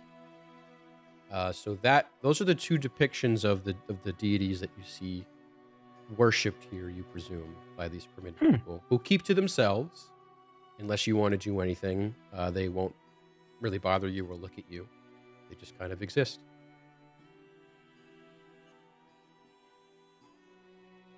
I think I'm content to leave them alone. Do you want to Yeah. make any offerings or do anything at these statues?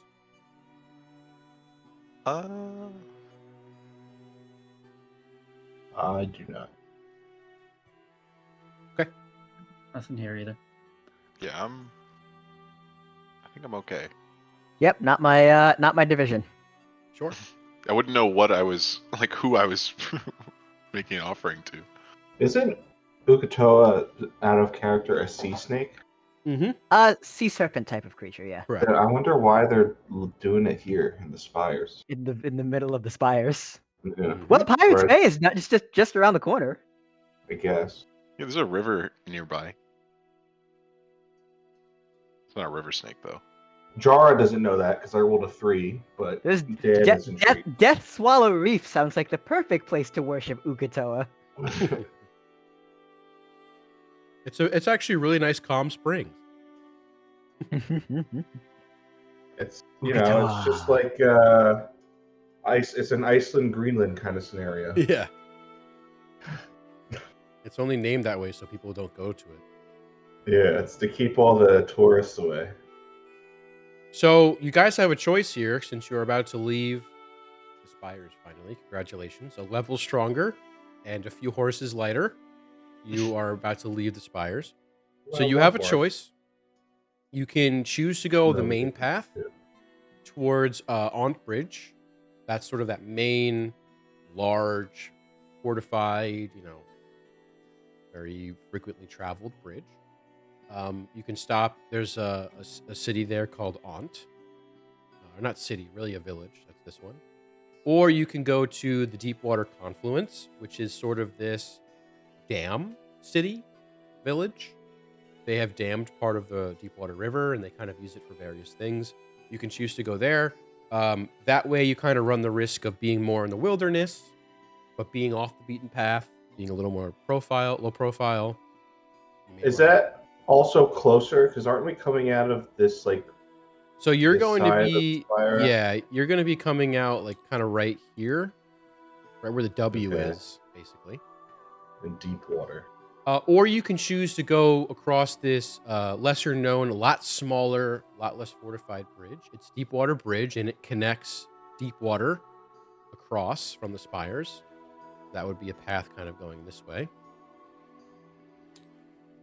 So like here, right? Yeah, so you kind of have these three paths that you can choose to go down. Depending on the kind of travel you want, how long you want to wait, or the risks you want to kind of take on, you can choose your adventure here. We want to get to Black Rock Quarry, right? Mm-hmm.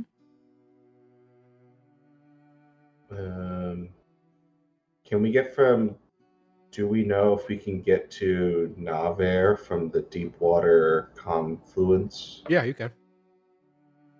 I say we go that way, and then because then that cuts out this whole chunk here. Yeah, I think we talked it through Yeah, I think we earlier, discussed that before.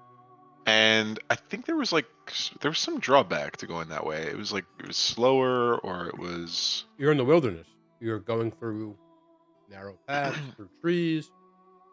You're at the behest of Mother Nature and whatever roaming bands of bandits there are. Oh, we got bandits. I shouldn't say that. I guess. How many days left do we have? You have the better part of a week and a half. Okay, and then how long to get there? Like, how much extra time do we have? You I know probably have about a day and a half, 2 days if you really book it to spare. If you literally don't travel for 2 days. All right, then maybe we split the difference. So we do the deep water town. That's what I was thinking. I was just is this little like orange thing, that's like a little town? Yes, sorry, yeah, that is deep water. Oh, that's Deepwater, okay. So we go through deep water and then down through whatever this little town is, and then down I the think main road. that makes a lot of sense to me. Jared, what would we know about the pits of Navarre? Or should we be scared? Just don't fall in the pits. Yeah, obviously. Matt, but There's a lot anything of else? make a history check. 16. So, sorry. The pits of Navarre, in the lore, historically, these are the sites of presumably where an ancient floating city fell, depending on what you believe. Or some people think it's when, during the first wars on the continent, between the first men and the first ones, there were a lot of divine intervention moments, and some people think a rock from another plane in space may have come and crashed here and left these craters. It's not 3 craters. It's supposed to be kind of like one big one and like a small one attached to it. It's just not supposed to be an even circle. But anyway, depending on what you believe, that's what they are. And Navarre has used it since as not only mining, but Navarre is quite a intense city, very militaristic, militant. I don't know what the word is, but essentially they're very martial in that they are like the Sparta of this part of the continent. They create the best, finest warriors that usually funnel straight to Is the Tura the Athens? Yes, that's a good analogy. And so those that aren't fit get dumped in the pit. Oh, jeez. Among Like other off the things. cliff, just straight in. Correct. Fucking And hate that's usually where like executions are done. People are like thrown off or pushed off, etc. Okay. Crazy. So knowing what we know about Navarre, I don't think it would be smart to try to bring Mori anywhere close to there. At least not in their current state. So I think it does make sense to stick to the more rural paths. That way we kind of get the best of both worlds, where we're not in the limelight, but we're also not in the deep wilderness. Yeah, it makes sense. I hadn't really thought of the attention mechanistic owlbear would bring to us. Yeah, I just think it would be easier to hide with fewer eyes on us. Agreed. That sounds reasonable. All right, so just to trace out your path, you guys. We're going deep water, and then that way. And then down here. Yes. Okay, so by your best estimates, this is a fairly direct path. You could probably get there in a week. Have a couple days to spare. Great. Cool. Sounds good. All right, heading to deep water. Is there anything you guys want to do as you leave? Take note of anything? Look around at vegetation? Anything? This is quite a stark difference in biome. You're now leaving this mainly dry area into a river system, which obviously Is there a point where it gets significantly more moist? Like just like how when we entered, it was like all of a sudden all dry. Yeah, so it's been a gradual increase in moisture, and now it's kind of at like you're at normal grass dirt level. Okay, but it was like gradual. Yeah, it was gradual over time. I mean, you were in mud before, and now it's kind of Oh, mellowed true. out. Yeah, I wasn't even thinking about that. That happened a while ago. Yeah. Would there be any more Eyes of the Mother around this area? Make a nature check. Iris just needs her fix. Listen, the more I do, the more skin I get. Iris is like Tally from South Park. 23. Want to get high? So, there are no Eyes of the Mother. And like I mentioned before, a lot of this area is mostly fungus. Mm-hmm. And matching that, cross-referencing with Jara's book, nothing is hallucinogenic. However, there are very special toads that are very rare, but with your roll, you've spotted one. And You'll these lick the toads, toad. they kind of release a toxin that, if taken in the right dosage, can kill you, or make, like, basically put you through this intense hallucinogenic experience. The fine line. Holy shit. So, do you want to aim to grab one of these, or leave it alone? Iris, I'll help you hunt some toads if we can split the bounty. That sounds good to me. We're going toad hunting. All right. So, We want to do very different things. make a survival check, and then we'll see if you find anything. Or I guess you found one. Yep. Dirty 20 for survival. All right, Felix. 14. Dirty 14. Thank you. Okay. You guys have isolated one of these toads. They're about the size of like an average computer mouse. It's a good size analogy.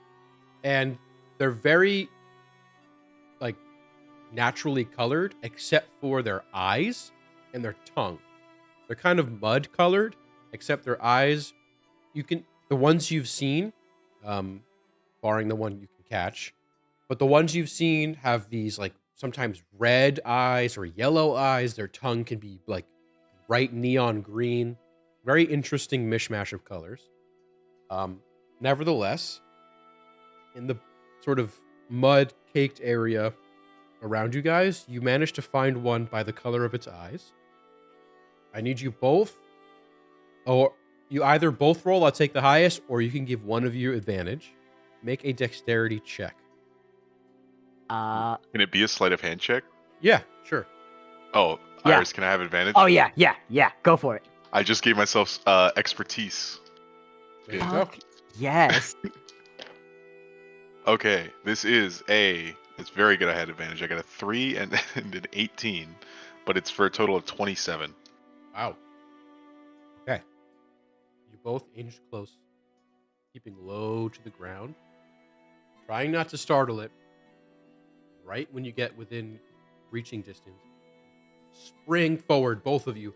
Iris, you try and grab the hind legs. Felix, you try and grab the front, but it slips right through your hands, Iris, just barely into the grasp of Felix, who has it kind of squirming in his hand as he picks it up. Make a con save, Felix. Oh no. Oh. 10. I'm going to throw Flash of Genius on there. So it's a 15. Let's go. 15 ties. So you beat. You Thank you. feel a Let's go. very strong burning sensation on your hand, on your palm, followed by a numbness that fills your body. And for a brief moment, that numbness kind of takes into your mind, and your mind kind of goes numb, and you start thinking of nothing. And you're brought back by Iris kind of celebrating with you that you now have this toad. Knowing its effects, touching it, you quickly put it in some kind of vessel. Do you have anything to store it? You've probably got like a mason You jar. have an or empty something. bag of holding. Oh, yeah. Yeah, just put it in a bag of holding. Are you putting it in yours? The scroll isn't in there because you'll have Oh, maybe the have a scroll's in demon mine, toad. so. No, I'm kidding. I've gotta have something better than that. I'm sure you've got like a jar or something. Yeah, I mean, I have a bunch of I have my alchemy tools. Sure, yeah. Could I just put it in a jar? Yeah, for sure. Comes from that. You Cool. want to make sure the book says in order to be able to like harvest the secretions from this toad, it needs to be alive right before. Otherwise, the poison is a or the poison, the secretions, the fluid has a very, very short life outside of the toad. So wait, so we have to harvest it and then use it right away? You're saying? No, Yeah, it's so just that. if you want to Go keep ahead. the toad, in order to use for psychoactive abilities, you need to keep the toad alive if you want to use it later. Because if once you harvest the liquid from the toad, it has a very short So the time. liquid can be harvested multiple times. Potentially, it could be. If you don't kill it. All right, Correct. Iris. I'm Yes. gonna poke some holes in the lid of this jar. Okay. Every now and then, we're gonna just turn it upside down and get the liquid, and that way the toad can breathe. That sounds reasonable. So you have a jar of the toad is called Toad of the Cinder King. Jesus Christ. Jar of Toad of Cinder King. Man, it's like a Dark Souls boss. Oh, Cinder King has a big history on Taldore. Oh yeah. How the? So is it like a specific species of frog that has originated from Taldore and is invasive here, or is it endemic to this region? That's a question for the experts. Could be Well, either. ask someone in deep water. Iris doesn't know shit about Taldore. This is Paul asking. You'll have to find out. Okay. Okay. I think that's a fun little distraction. All right. Anything else you guys want to do? Any other pieces of nature you'd like to manhandle and put in jars? Or No, I think we've done enough. Yeah. I think we're good. this is like in Hawaii, if you take sand from the black sand beach, it like curses your family. You know? If you no. take anything from the spire. Well, my family's already cursed. Yeah, it'll counter curse. All right. So with your new amphibian friend, you guys head to Deepwater. The river is maybe not so much shown here, but it is fairly wide, and it is, by all accounts, a rapid. It is very violent. There are lots of bends and crooks to it, alcoves, and the vegetation here is very much swamp-like. You have very low, cut to the ground trees with high overhanging canopies. You can see fish kind of fly out of the water. You actually see fishing boats on the water as well. You can see people, fly fishing, bank fishing, whatever. It's a very lively atmosphere, and seems to be a pretty healthy, kind of somewhat maritime economy going on here. And because you all have earned it so, just put your blinders on for a sec so I don't accidentally reveal any other maps, but you will have unlocked a new map. Heyo. You guys are at Deepwater. All right, you can unblind yourself. And I will erase this. Hey. Hey, new map. Oh, big old bat. Yeah, so you guys would be coming, obviously this side is the river side. So this is the side you would be like crossing the bridge to. And you would have crossed somewhere in the bottom left. I guess, yeah, correct. So you would be coming in this direction generally. Gotcha. All right, and what you see is a walled city here. Fairly larger than you may have anticipated from being unnamed, quote unquote, on the map. But you do see a like kind of shanty situation on the outskirts with farms and kind of lower class, working class people. This is probably where most of the fishermen live and kind of commute to inside the city on the docks. And then you can see, a pretty substantial wall, nothing crazy, certainly nothing like Tura, but substantial enough. This sort of walled-in city. You guys like to do anything? I should also add, there's people out and about, going about their day, traveling, commuting, carrying carts rather. a lot of fish. The smell of fish is strong. Lots of wild animals, dogs running around. What's the time of day? So by the time you got here, it's probably late afternoon, early evening. Okay, so we're probably gonna want to find a place to stay the night, and then keep on moving. I think so. Did we want to look for a priest here?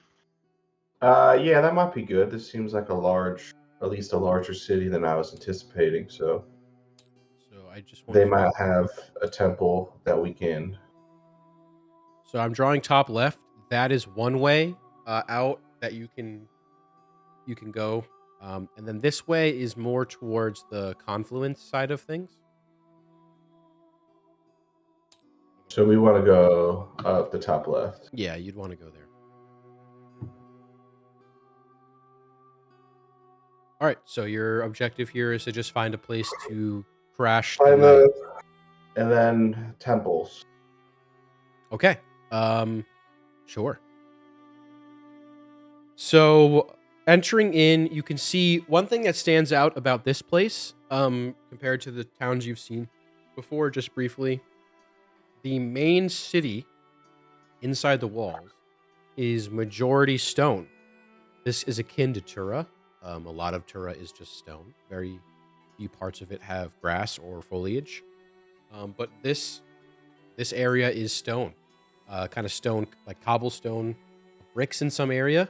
But nevertheless, this is kind of a sign of not only just kind of wealth, but also they don't make cities like this anymore. So it's kind of also a sign of age.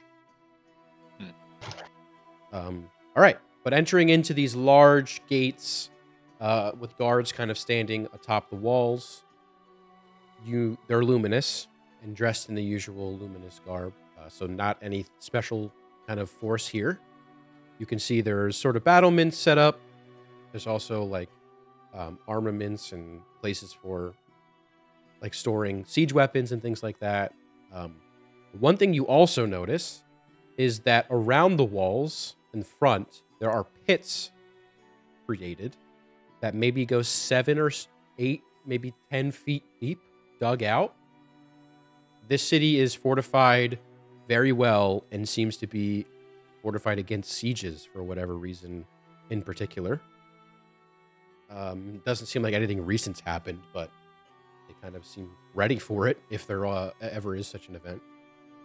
All right, entering in on the gate, you can see there is a large golden-looking statue kind of on top of this roof here. And that is the statue of Pelor, the Dawnfather. Sort of his crest and one artist or one rendition, one drawing of, or I guess one way he's depicted is what I'm trying to say, which is a strong, sort of tall, handsome man. And Pelor's the Dawnfather. He obviously has this pendant around him that is sun-shaped and these sort of rays behind him that have been created out of gold too that reflect light.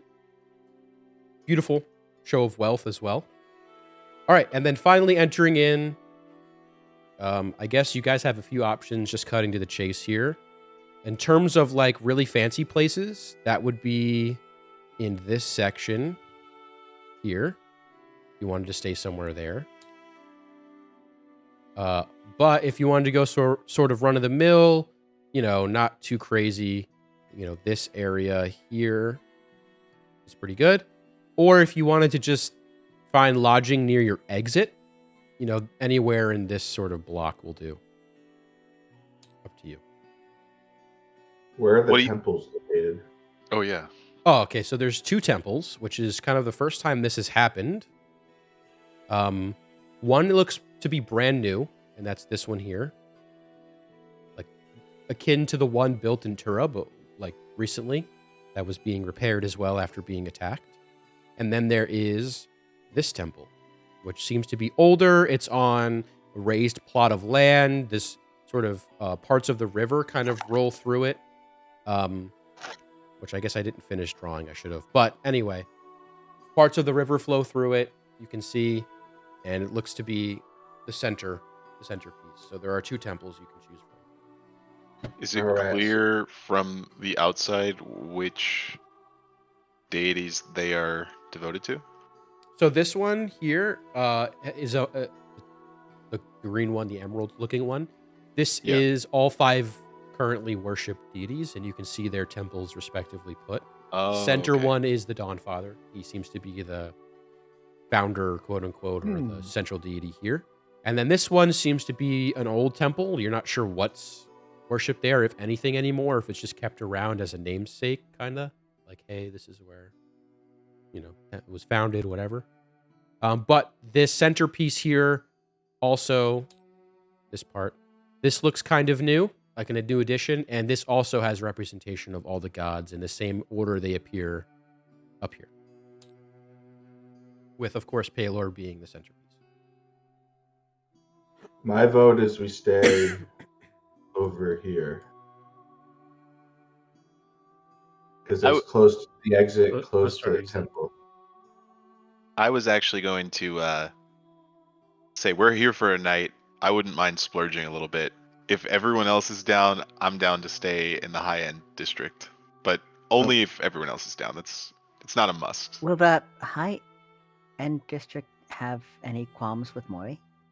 Oh, Oh yeah, what are we probably. gonna do about Mori walking into this fucking city full of righteous gods, and we have this walking undead abomination?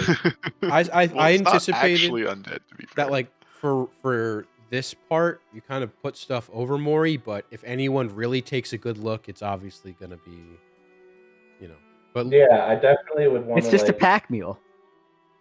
It's just an animated pack mule. Maybe could Mori like wait for us somewhere? I mean, I guess Mori can wait outside of the walls. Not even outside of the walls necessarily, but we can't bring them to like a stable, right? Like we can't just. That's not. I don't think that's a thing we can do. I think we would scare whoever's at a stable. Yeah. How long does the enlarge minimize thing last? I think like an hour. A minute. Oh, a minute. Yeah, that's rough. I was gonna say we could like shrink him and make him easier to hide, but not for a minute.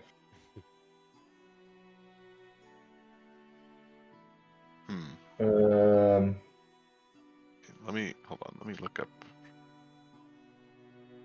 I'm looking up an option.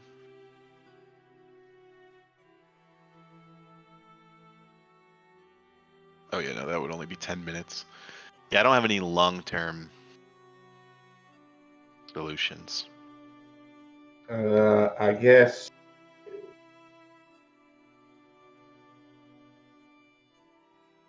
I mean, we could. Yeah, we could definitely like drape things over him to obscure what he really is, but yeah, then the question is, what do we do with him?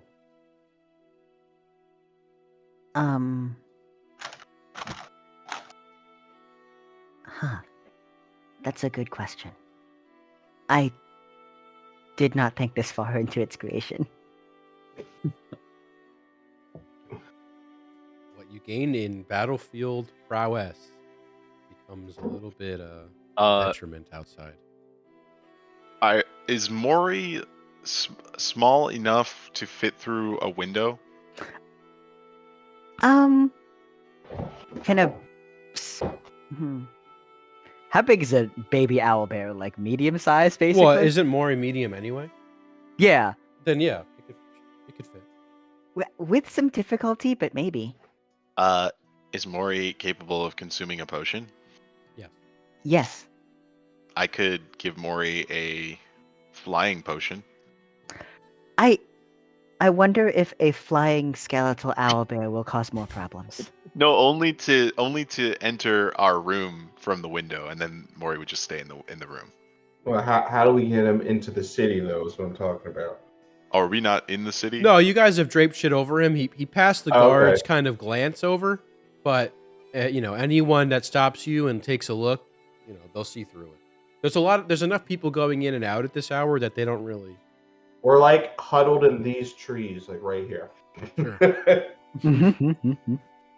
There's a homeless guy next to you. No, I'm kidding. What's the plan?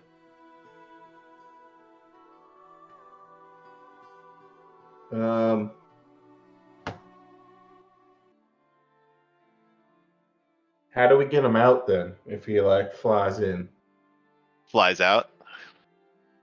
Cause a distraction. do you have enough potions for that?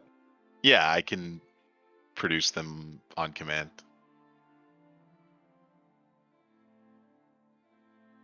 I guess we could make that work, but would that might kind of limit us to not be in the fancy place. I feel like they might have better security. Yeah, no, definitely. But that's fine. Is that our best option? If we just need to get Mori into a building, I can make it invisible. Oh, that's a cleaner solution, I think. Does Mori need any sustenance? No. Why don't we hide Mori near the exit, on the outside of the town?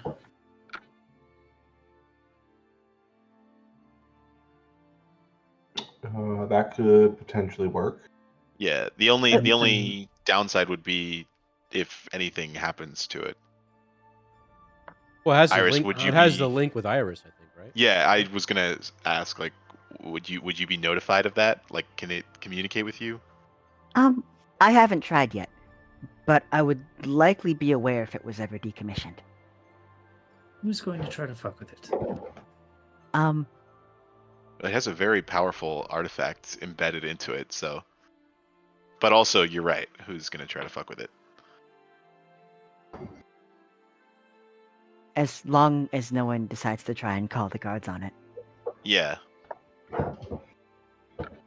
We could try to set up some kind of enchantment or hide it otherwise, maybe in the forest. Does it can it like burrow? Could it dig and just hide in a hole in the ground? Maybe. Mori, do you know how to burrow? There are those pits outside the walls. Those are a little far away, aren't they? Or I don't know. I'd have to look back at the map. No, he's saying mean, the they're- trenches in front of the wall. The Oh. trenches in front of the walls. Oh, that could work. What's the guard situation outside the walls? There's patrols for sure. There's people in front and on the walls. You're not really sure. You haven't really clocked or watched it too much, but the area, this city, the defenses are pretty formidable. It's very much geared up. It looks like it's always ready for a siege for some reason. I don't know. I think invisible sneaking into the room might be the best bet because then we don't have to really worry about patrols or anything like that. We just got to get it in. I'm comfortable doing that. Is this an hour of visibility? Yeah, that's fine with me. Yeah, as long as I concentrate on it. Okay. Is that Yeah, your we got plan? it for an hour. All right, so that's the plan. Invisibility. I think so. All right. Yeah, What? that's Drop fine. them off. Let's say drop them off at the room, and then we go to the temple if we have time. Sounds good. All right, I'll go ahead and cast invisibility on Mori. Okay. Mori vanishes before your eyes. I will just mentally command Mori to just sort of stay with us and travel with us and try not to cause a disturbance. So this is the most weird version of Trinket I think I've ever seen in Oh yeah. This is a undead trinket, but not dead or undead. It's a mechanical monstrosity built out of dragon bones. It's perfectly handcrafted by Iris. Every bone is in the right place. All right, so you guys have three main options here. The first one is this big one here. This is called the Golden Retreat, and the roofs are not made of gold, but they're gold colored. And this area has a really nice sort of patio area where you can kind of lounge, sit outside. There's an outside bar. And the rooms are pretty nice, but what you're really paying for is access to this room, which is a sort of smoke kind of hookah lounge, if you will. It's a cigar lounge. You know, they serve fine whiskeys. And there's also hookahs and whatnot there. Just a like a luxury smoke like bar. That's the first one. The smoke shack. Basically the smoke shack. The first or the night there for 2 rooms. I usually assume you guys go with 2 rooms with a view would be like 55 gold a person per night, and you get access to that lounge. The second place is sort of this clumping of buildings. Depending on. Are we definitely doing the? I thought we had decided on this. Oh, district. did you not want to do the fancy? What did you guys want? We figured that the fancy district would have enough security that if there was a sighting of a skeletal owlbear, shit would get real quick. But it's invisible. I didn't know if that was out of the question now. See, it just takes one servant walking in to change linens and seeing a fucking skeletal owlbear. All right, fair enough. It also only takes one like divination or like detect invisibility spell. Okay. So yeah. I don't know. I have no idea whether or not this machination would give off necromantic energy. I someone don't think it cast would. detect magic, It would not. because it's not technically necromancy. It's Yeah. just to the average person, it's a walking skeleton. It just looks like necromancy. Yes, it is. I'm sure that'll hold up in court. Whose grave did you disturb? I didn't. It's not dead. They're dragon bones, I swear. Dragon. Okay, so you want to go towards the exit here. All right, so here you have 2 options, not 3, unfortunately. There's a place called Valerie's, which is a sort of. Oh, I should mark it. That's this one. Valerie's, which is sort of a very modest inn with a restaurant attached, a tavern, if you will. So an inn tavern. And then there is this one back here. This one's a little bit nicer. However, the neighborhood's a little bit rougher. It's right next to a brothel here. A brothel, excuse me. But this one is called Christoph's Compendium of Delights. So you got a choice. Where would you like to stay? The first one. Hilarious. I was gonna say the second one seems so much more interesting, but also like there's so much more potential for disaster. But I want to say the second one. All right, The we second got one sounds fun. 2 votes for the second one. 1 vote for the first one. Second one. Okay. Let's go. All right, Christoph's Compendium. All right. Any shit we get into is on you guys. The brothel isn't very active at this hour, luckily. However, you do notice the neighborhood's a little bit, not rougher necessarily, but a little bit more heavily used, let's call it. The clientele is that what you would expect of an inn next to a brothel. But the building itself is fairly nice. It's 4 stories. You guys can get a preference for a room with a view if you'd like. He has special, what he calls, I guess we should roleplay this. So you walk in, the front room has a wooden floor with like a shag carpet in the front of the desk. Like this obnoxiously colored shag carpet. You see a bald man with a bow tie and not even a suit. It's just a plain like t-shirt with an actual bow tie on and like slacks. That's his dressing up. And he has these sort of hipster-like glasses and a handlebar mustache. The strangest amalgamation of things that you could imagine on a human man. And you enter in and he says, hello, welcome. Have you come to stay? We've come for the delights. Oh, we have plenty in store. Well, what are you sampling? Just 2 rooms, please. Oh, quite boring. All right. Would you like preference of a view, a floor? We have love lounges if you'd like one of those. Did you say a view, comma, a floor? Like, is it an option to have a floor? Oh, excuse me. I meant preference of floor. We have 1, 2, Oh. 3, or 4. Um. I will say we're having a discount on our love lounges. What do the love lounges include? Ah, I'm glad you asked. And he'll reach under the desk, pull out this like polished stone of some kind, say an incantation, and out in front of you on the shag carpet, there is a display of a love lounge. It's a room equipped only with love seats and futons as the furniture. Everything is beds. no beds, futons though. Okay. There is a center pole in the room for Oh, obvious God. reasons, and a jukebox that can play any kind of music that you desire. Just have to describe it. And there is a small little like mini bar. And finally, to top it all off, there is a lovely similar shag carpet accompanying most of the floor or adorning most of the floor. What's the pole for? Oh, sweetie. Well, many things. I'll just leave it at that. The pole is what you make it, really. I'll look back just to double check, but I think we're good on the love lounge. I think we'll just take normal rooms, please. It's half off. So the normal rooms are going to be 30 a piece, a person a night, and this one is 15. I don't know. How many people fit in a love lounge? Would we all fit?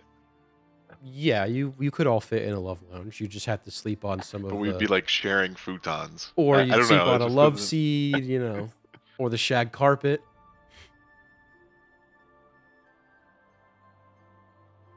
Well, I'm intrigued by the pole. would you like to stay? Sure, I'll stay in one. Okay. Any other takers? Uh, We have been able to fit 8 people in one of these rooms. It was a bit cramped, but 8 have fit before. All right, fine. I'll stay in one with Iris. I'll take one of your clean rooms. I'm afraid we don't have many of those. I'm only kidding. Sure, and you? Looks at you, Therathari. Same, a clean room. Okay. So for you two, it'll be 35. And for those in the Love Lounge, 15. Okay. Sounds good. Okay, he hands you your Love Lounge key. It is a key on a key ring, and there's a heart-shaped kind of tag on it. Huh. He'll hand 2 of that to you, and then just standard keys to Therathari and Jara. You are Therathari and Jara are in separate rooms at this point. Enjoy your stay. All right. Jar goes into his room and casts black light cantrip. Are you sure you want to do that? Everything is lit up. Are you sure about that? All right, you go into your respective rooms. I assume the Owlbear, Mori, is going to stay in the Love Lounge. Yes. Oh yeah, it's got enough. It's definitely got enough space for more. Mori really likes the shag The pole? carpet. And I'll tell you Oh. what, Mori is probably not the weirdest thing that has stayed in these rooms. I believe Good. that. So we'll look like a couple weirdos, but we won't look like criminals. That's right. I suppose, yeah. If we get caught. Okay. Anything you guys want to do before you head out? No, besides the obvious, like look around the room. No. I don't Anything think so. particular, or just I get like just checking if there is any place that would make sense to put Mori to be as out of sight as possible. Like a big closet or something? Yeah, you could probably find a closet for Mori. Iris, I don't know. How do you feel about this as a construct yourself? I know you wouldn't want to be left in a closet. Given Mori's intelligence, is this cruel? Mori's smarter than Oro was, so. He This- does look sad. This Or begins to. This introduces the concept of whether or not Mori has free will, which I don't know. I think we're kind of on the borderline. I'm comfortable just leaving Mori out because I don't Mori want to should make be fine here. it miserable. Yeah. It kind of balls up on the shag carpet, kind of rubbing its head. Well, Mori looks like it'll be fine here. All right, and then If Like this- someone's gonna walk into this room and just be like, Is there? Oh yeah, Jared. I Is there like a see. do not disturb thing? oh, we on can the put love Yeah. lounge, you bet your ass there is. Okay, cool. Shag carpets are rocking. Don't come knocking, right? We'll put one of those on. You have That's like a couple of choices, a couple of choices of slogan that you'd like to be on the door. Great. Okay, and then Jara and Therathari, anything particular for you guys, or are you putting your things down and leaving? No, I'll probably just put my stuff down and head out. Yeah, same. Okay.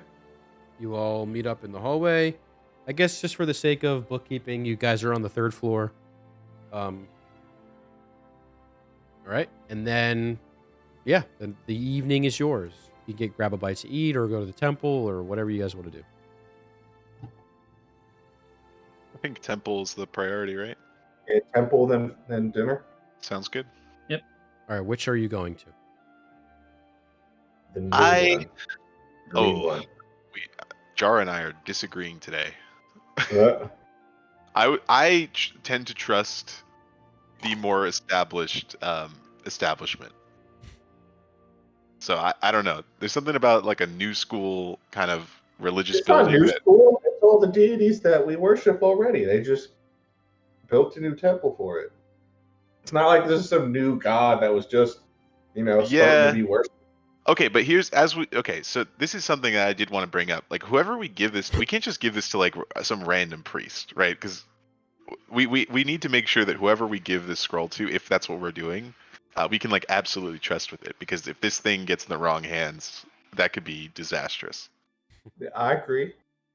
So that my thinking was like I feel like I'm just naturally more trusting of like a more established kind of thing, but maybe you're right. Maybe they just are moving and they're gonna knock that old one down, and I mean, it could just be like a monument, could be as well. a historic site.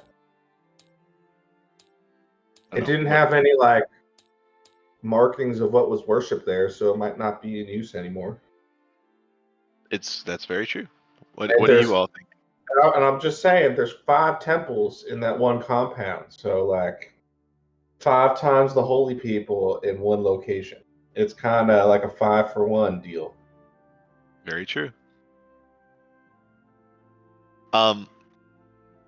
Therathari, I was actually wondering if you happened to prepare that truth spell that we cast on Yarna that one time. Though it has come handy in the past, there haven't been obvious reasons to prepare it, so no. That's totally fine. Then maybe, tell me what you think about this. Maybe we go in and just kind of chat. Yeah, With we can suss them out and then Yeah, come I back think we should tomorrow. talk to all 5 and then kind of like approach the one we think we trust the most. And we can if you can prepare that for tomorrow, Therathari, we can like heavy duty truth spell. All right. Though we'd have to be quite sure of the one. It is a difficult spell to cast. Yeah, I think we maybe speak to them, figure out which one we want to go with, and then truth spell that one, maybe. Okay. So then what's our cover? Why are we here?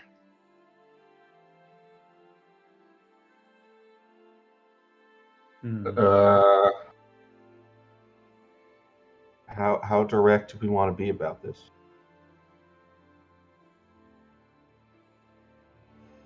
we are Is there looking. anything? Is there anything bad that would happen if we did reveal exactly why we need? They could, if they had bad intention. And I'm not. I think most of the people we encounter here probably won't have bad intentions, but it's not unheard of for there to be evil clergy about. Right. So someone with bad intentions could attack us and try to steal the scroll and then do something horrible with it. That's worst case scenario, but that's what I'm How worried about. about we go at it like an angle like we know of an object of great evil and we're looking for help to like get rid of it. What can they do? What do Or you know about, or what advice Yeah. can you give us? Yeah. what experience do they have with these types of like unholy objects? I think that could work. You know, if there was like confrontation in the workplace, how would you deal with it? That kind of those types of questions. I think that's fine. We can be honest without revealing the whole situation. Like they don't have to know what we have and that we have it on us. We can just be like, Yeah. what would you do if you had this really unholy object that can corrupt people? And We could You even know. say it's like, it's treasure in Blackstone Isn't Bay it or like- something. Like, isn't it like if you touch it, you die? Like isn't that one of We the don't- things that happen? we don't know what happens when you touch it, but I think we suspect bad stuff, corruption of some sort.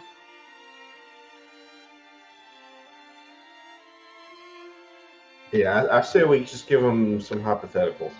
Okay. Sounds like a plan.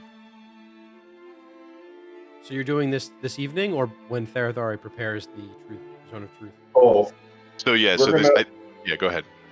so we're gonna like just discuss with the priests that are there, and then come back and do a more thorough interrogation with the truth spell in the morning.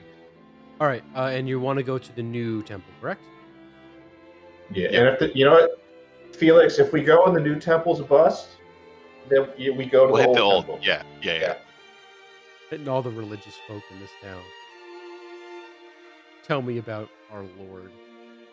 All right, because we're ending we're towards the tail end of session here, and I think this is worth not cutting in parts here. I think we'll end a little early in favor of dumping this to next session.